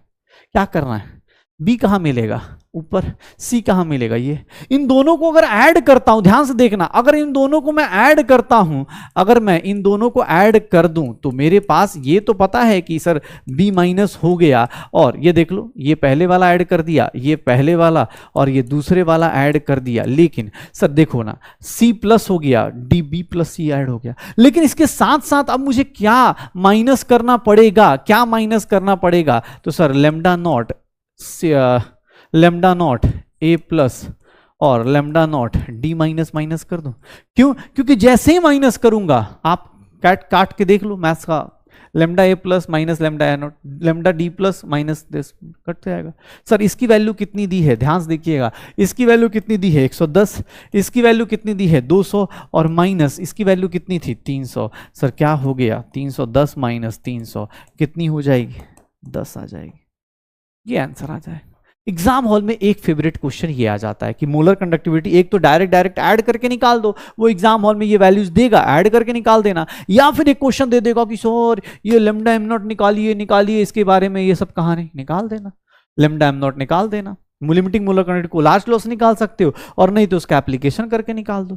फिर दूसरा क्या आता है, सर दूसरा पता है, अब इसको और मजेदार चीज करेगा तो क्या निकाल देगा, सर बोलेगा डिग्री ऑफ डिसोसिएशन रिलेट कर दीजिए। याद कीजिएगा डिग्री ऑफ डिसोसिएशन, जो चीज शुरू हुई थी सॉल्यूशन के साथ, आज वो जिंदगी परेशान कर रहा है, आज वो हमें फिर से परेशान कर रहा है। डिग्री ऑफ डिसोसिएशन हमेशा परेशान कर रहा है। डिग्री ऑफ डिसोसिएशन के बारे में बात की जाए तो क्या होगा, sir degree of dissociation alpha कैसे आएगा, देखिएगा सर अल्फा के ऐसे तो बहुत सारे तरीके आपने निकाल चुके हैं, लेकिन एक तरीका ये भी हो सकता है। What is this, sir this is what molar conductivity, this is what molar conductivity, किसी भी इलेक्ट्रोलाइट का मोलर कंडक्टिविटी है, और ये क्या है उसकी मैक्सिमम वैल्यू है, और ये वैल्यू हमेशा molar conductivity upon limiting molar conductivity निकाल देंगे इनका रेशियो, तो ये मेरा अल्फा की वैल्यू आ जाएगी। अल्फा फ्रैक्शन में आएगा, परसेंटेज के लिए क्या करते हैं 100 से मल्टीप्लाई कर देंगे, अल्फा की वैल्यू आ जाएगी। याद करो किसी भी एसिड के लिए, फॉर एनी एसिड, मतलब फॉर एसिड Ha, याद करो, अब आयनिक इक्विलिब्रियम भी रिलेट कर ही देता हूं। Ha, dissociation constant of acid क्या होता था, sir dissociation constant of acid क्या होता था, ऐसा लिखते थे C∝² 1 - अल्फा, तो सर पुट कर देना। फॉर बेस, आप अपनी वैल्यूज पुट करते रहो, बेस BOH है, KB की वैल्यू याद है ऐसे लिखते थे ऑस्टवाल्ड डाइल्यूशन लॉ लगाते थे नहीं लगाते थे, ये सब चीजें वंस अपॉन ए टाइम कभी कर चुके हैं, कभी नहीं, अभी भूल चुके हों, कुछ लोग भूल भी गए होंगे, अभी तो सर मतलब क्रैश कोर्स में ही भुलाई चल रही है अपने पास। पक्का हो जाएगा सर, श्योर हो, पक्का। अच्छा यहां पर एक वर्ड है कॉन्सेंट्रेशन टेंडिंग टू जीरो। जब कॉन्सेंट्रेशन अप्रोचेस जीरो होगा तो उसको हम लोग बोल देते हैं, जब कॉन्सेंट्रेशन अप्रोचेस जीरो होता है ना तो उसके लिए एक वर्ड यूज करते हैं, that is known as infinite dilution. Concentration approaches जब जीरो होता है, यहां पर कॉन्सेंट्रेशन अप्रोचेस जब जीरो होता है तो इसी को हम लोग बोल देते हैं कॉन्सेंट्रेशन अप्रोचेस जब जीरो, तो इसी को हम लोग एक लाइन वर्ड यूज करेंगे इसके लिए। कॉन्सेंट्रेशन अप्रोचेस जब जीरो होता है ना तो इसको हम लोग वर्ड यूज करते हैं इनफाइनाइट डाइल्यूशन, इनफाइनाइट डाइल्यूशन। क्योंकि भाई अब इतना ज्यादा डाइल्यूट कर दिया कि सामने वाला अब 100%, मतलब होता ना कि भाई कॉन्सेंट्रेशन जीरो चला गया, तो ऑब्वियस है उस केस में वो क्या बोलेंगे उसको, पक्का निकाल दोगे। Molar conductivity, limiting molar conductivity हमने पढ़ा और उसका यूज देख लो। चलो क्वेश्चंस देखते हैं, ये क्वेश्चन है आयनिक कंडक्टिविटी दिया हुआ है, इनफाइनाइट डाइल्यूशन मतलब ऑब्वियस है कॉन्सेंट्रेशन सबका मैक्सिमम वैल्यू दी गई है, बोल रहा है Al2SO4 होल थ्राइस का निकालो। कैसे निकालोगे सर, सीधा सीधा क्वेश्चन दिया गया है और सीधा सीधा आपको भी निकालना है। सबका कंट्रीब्यूशन दिया है 2 टाइम्स एल्यूमिनियम का ऐड कर देंगे और इसका 3 times lambda naught sulphate minus का ऐड कर देंगे। सर देखेंगे 2 टाइम्स कितना हो गया, इसका एल्यूमिनियम का कितना है 189, 3 टाइम्स कितना हो गया 160, कितना हो गया सर 18 और 36 37 और ये कितना हो गया 480, 8 हो गया 5 हो गया और 858, कितना आ जाएगा मोल इनवर्स आ जाएगा, siemens centimetre square mole inverse आ जाएगा। कोई बोलता है इक्विवेलेंट निकालो, तो ये मोलर कंडक्टिविटी निकल के आई सर, मोलर कंडक्टिविटी निकल के आई, इक्विवेलेंट निकालना है, ये मोलर कंडक्टिविटी है ना, ये मोलर कंडक्टिविटी है। सर किसने बोला इक्विवेलेंट निकालो, तो इक्विवेलेंट कैसे निकालते सर, मोलर कंडक्टिविटी को इसके एन फैक्टर से डिवाइड कर देते। एन फैक्टर इसके केस में कितना होता सर, 858 को कितने से डिवाइड करते सर, किसी भी कटायन या एनायन का अगर एन फैक्टर निकालना है, सॉल्ट का निकालना है, तो कुछ नहीं उसका क्या कर दो चार्ज ले लो, क्या कर दो चार्ज ले लो सर, कटायन साइड का चार्ज ले लो चाहे एनायन का ले लो, वो बैलेंस्ड ही होगा, +6 ले लो चाहे -6 ले लो, 6 से डिवाइड कर देना 1 4 3 siemens centimetre metre centimetre centimetre square equivalent inverse. ये क्या है siemens centimetre square mole inverse है और ये इक्विवेलेंट इनवर्स आ जाएगा, पक्का निकाल दो। तो आयनिक कंडक्टिविटी ऐसे निकाल दी जाएगी। इक्विवेलेंट कंडक्टिविटी देख लो, तुम्हारे सामने क्वेश्चन आ गया, आयनिक कंडक्टिविटी और इक्विवेलेंट कंडक्टिविटी को, मोलर कंडक्टिविटी को निकालना है, तो लेमडा इक्विवेलेंट क्या होता है lambda m upon N factor, Fe2SO4 whole thrice में एन फैक्टर फिर से कितना आ जाएगा, lambda m equivalent lambda m/6 आ जाएगा, कितना आ जाएगा लेमडा m/6 आ जाएगा, लेमडा m/6 आ जाएगा। Lambda am not for NaCl, please बेटा ये एनसीईआरटी क्वेश्चन है, देखिएगा HAC का निकालना है, एसीटेट आयन का निकालना है। AC मतलब क्या होता है एसीटेट आयन होता है, AC का मतलब क्या होता है एसीटेट आयन होता है, एसीटेट आयन मतलब CH3COO-। सर HAC का निकालना है, कैसे निकालेंगे, H कहां मिलेगा और AC कहां मिलेगा, दोनों को जोड़ दीजिए, lambda am not of HAC निकालना है, तो क्या मैं ऐसा लिख सकता हूं lambda am not of HCl plus lambda am not of NaC। Sir देखिएगा यहां से ये दोनों आ गए, minus lambda am not of extra में कौन आया Na आ गया, Cl आ गया, हटा दो सर, सीधा सीधा वैल्यूज पुट करेंगे, कितना होगा HCl का कितना है 425.9 माइनस प्लस 91.0 माइनस ये कितना हो गया 126.4, ये देख लो अपने पास 390 के आसपास आंसर आ जाएगा, 390 के आसपास आंसर आ जाएगा, 390 के आसपास आंसर आ जाएगा, पक्का हो जाएगा सर, श्योर हो, चलो बढ़िया हो जाएगा।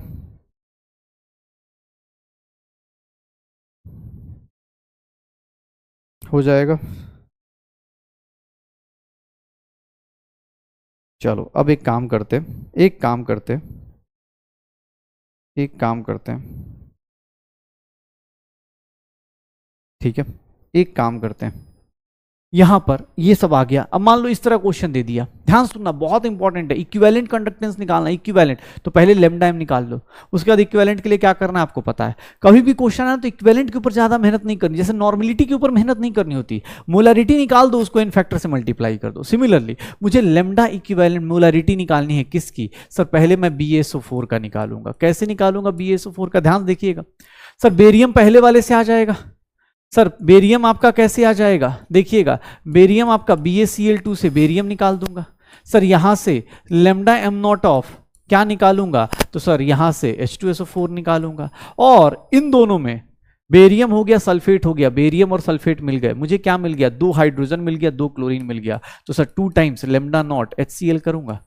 क्यों, क्योंकि सर 2 टाइम्स क्यों किया, बिकॉज आपको ही पता है 2 H प्लस आया, 2 Cl माइनस आया। यहां देखिए 2 Cl है, 2 H प्लस है, तो ऑब्वियस उसको कम करना पड़ेगा। ये देखेंगे इसकी वैल्यू कितनी है, x1 है BaCl2 की, H2SO4 की कितनी है, x2 है, और -2x3 आ गया, x1 plus x2 minus 2x3।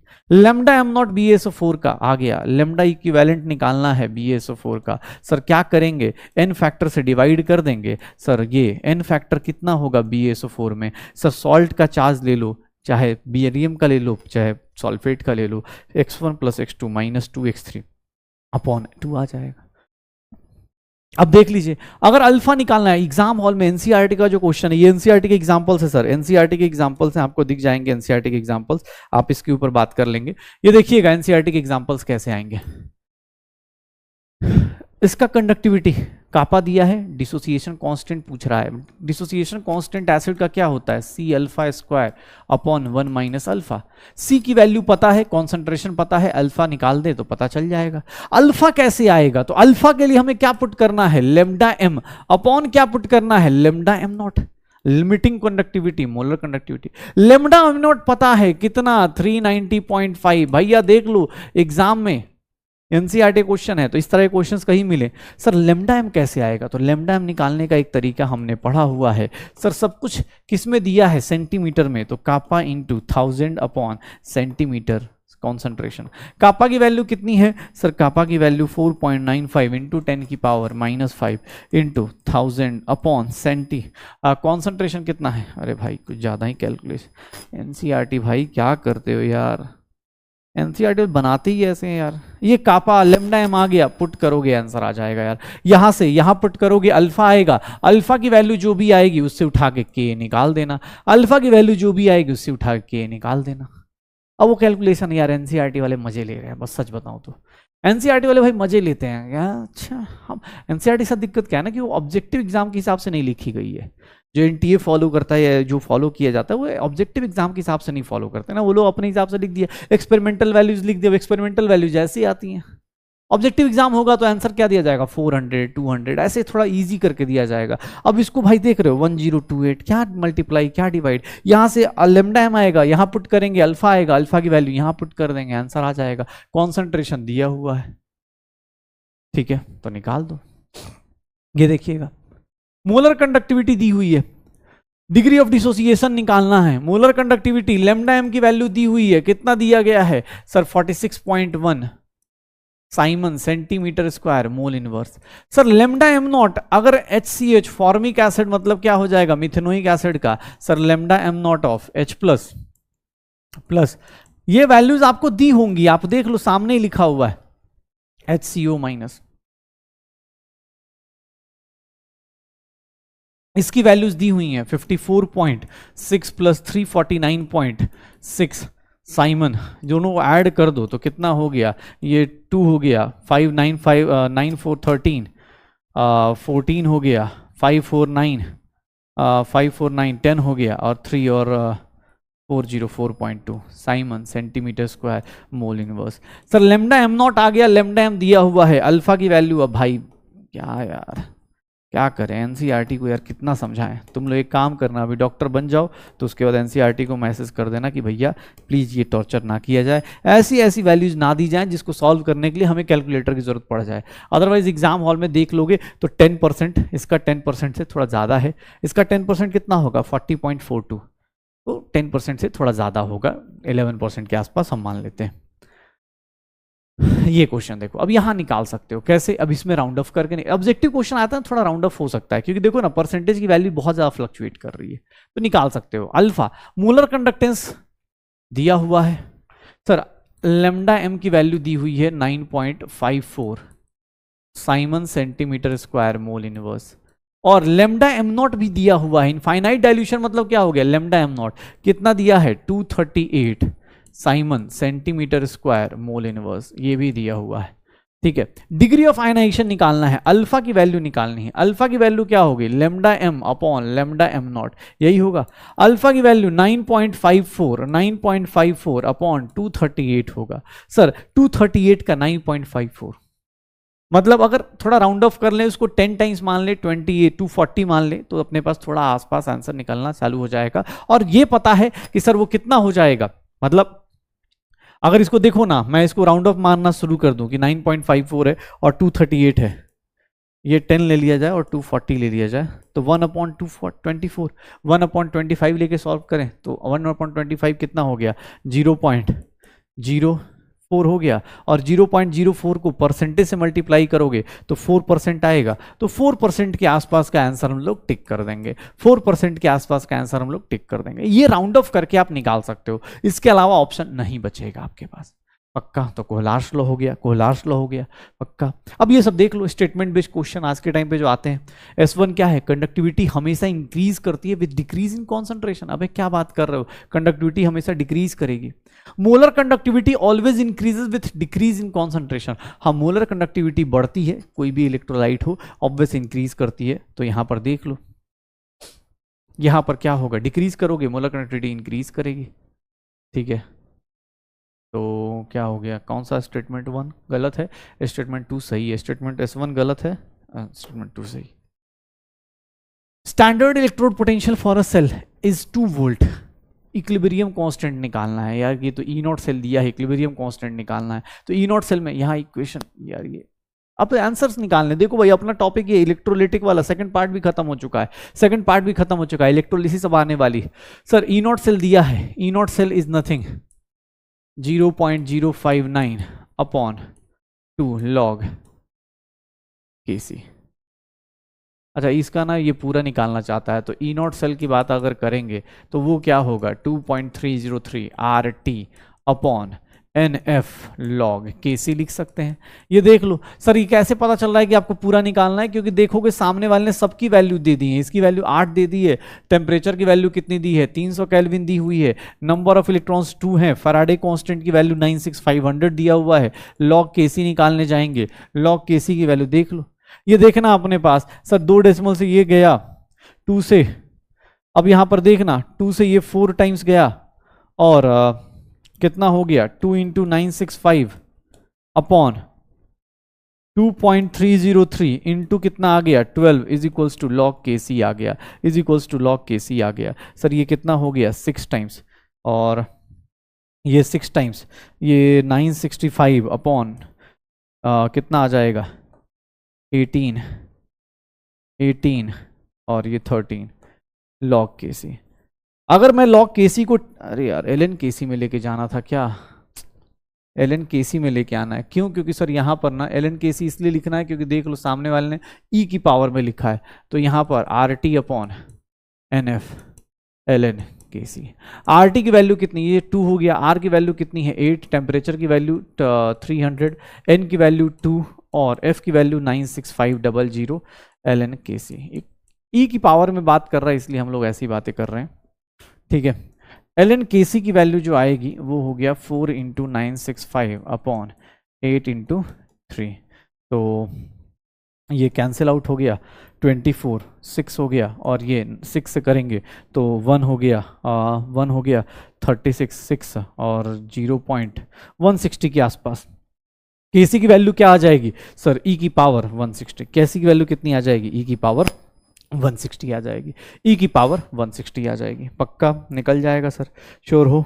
चलो बस 1-2 क्वेश्चन और, फिर खत्म करते हैं।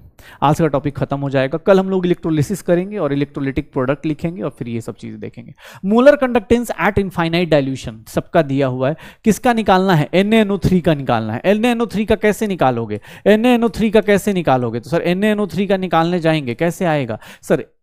Na चाहिए, NaCl को ऐड करोगे, Na चाहिए, NaCl को ऐड करोगे, किसके साथ ऐड करोगे सर?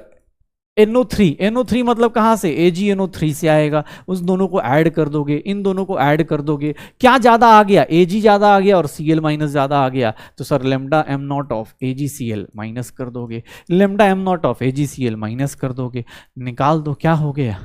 फिर देखना अपने पास NaCl की वैल्यू कितनी दी थी? 110 दिया हुआ है।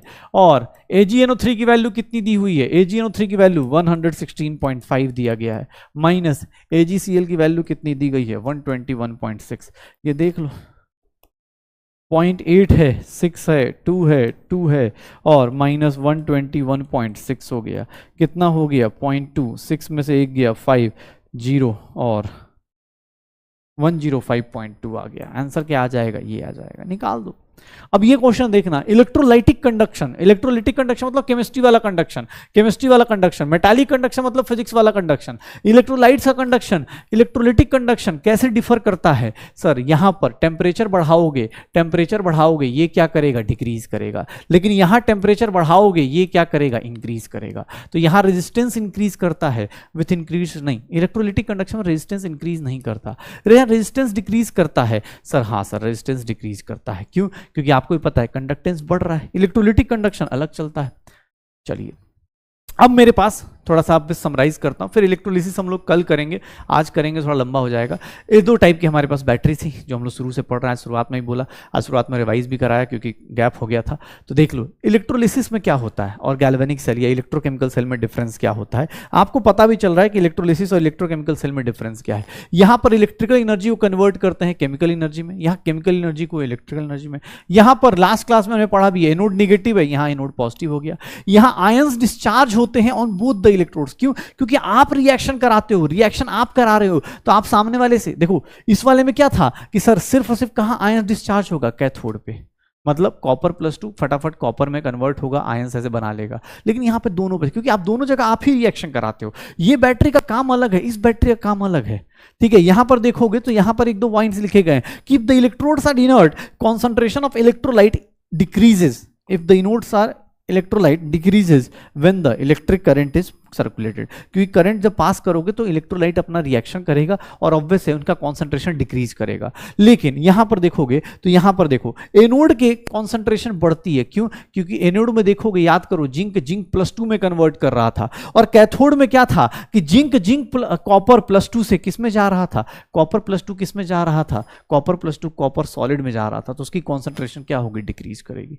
यहां देखिएगा सर, यहां देखिएगा, both the electrodes can be fitted in same compartment. क्यों? क्योंकि आपको रिएक्शन करवानी है। अब आप रिएक्शन करवा रहे हो, आप एक साथ रख दो, लेकिन इसमें तो हमें अलग अलग रखनी थी। क्यों? क्योंकि अलग अलग रखेंगे तभी तो वायर्स के थ्रू हमारा क्या हो जाएगा? करंट जाएगा, और उसी के हिसाब से हम क्या करेंगे? तभी तो हमारा वायर्स के थ्रू करंट जाएगा, और तभी हम लोग क्या करने वाले हैं? तभी हम लोग क्या करेंगे मतलब तभी हम लोग प्रोड्यूस कर पाएंगे इलेक्ट्रिसिटी। तो ठीक है ना।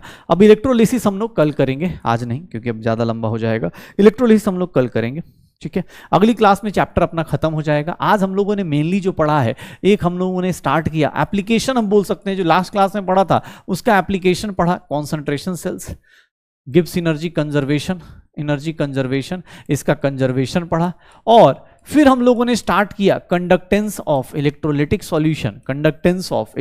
सॉल्यूशन, ये टॉपिक अपने पास। और इसके अंदर हमने बहुत सारे वर्ड्स देखे, देख लिए। क्या क्या सर? बहुत सारे, मतलब G क्या होता है, K क्या होता है, लैम्डा M क्या होता है, लैम्डा m0 क्या होता है सर, लैम्डा इक्विवेलेंट क्या होता है, ये सारी वर्ड्स देखे पक्का। और इसके बाद अब हम लोगों ने सर सारा का सारा एक और चीज पढ़ लिया, कोहलार्स लॉ भी पढ़ लिया, उसका फिर एप्लीकेशन भी पढ़ लिया, कोहलार्स लॉ का एप्लीकेशन भी पढ़ लिया हम लोगों ने। तो concentration delta G conservation, conductance of electrolytic solution, Kohlrausch law, ये सारी चीजें हमने पढ़ ली हैं, ठीक है।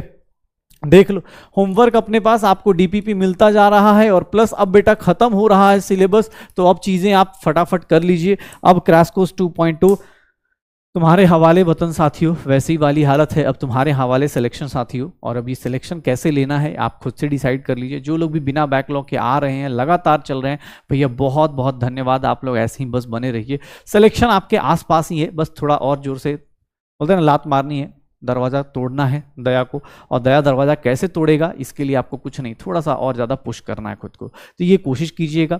हम लोग सब लोग मिलके एक बार कोशिश करते हैं। अगली क्लास में इलेक्ट्रोकेमिस्ट्री फिनिश हो जाएगा, क्योंकि अब छोटा सा एक चीज बचा है, न्यूमेरिकल पार्ट में एक छोटा सा बचा है, वो है फैराडेज लॉ ऑफ इलेक्ट्रोलिसिस। और उसके बाद प्रोडक्ट ऑफ इलेक्ट्रोलिसिस भी कैसे गेस करते हैं वो भी हम लोग जान जाएंगे।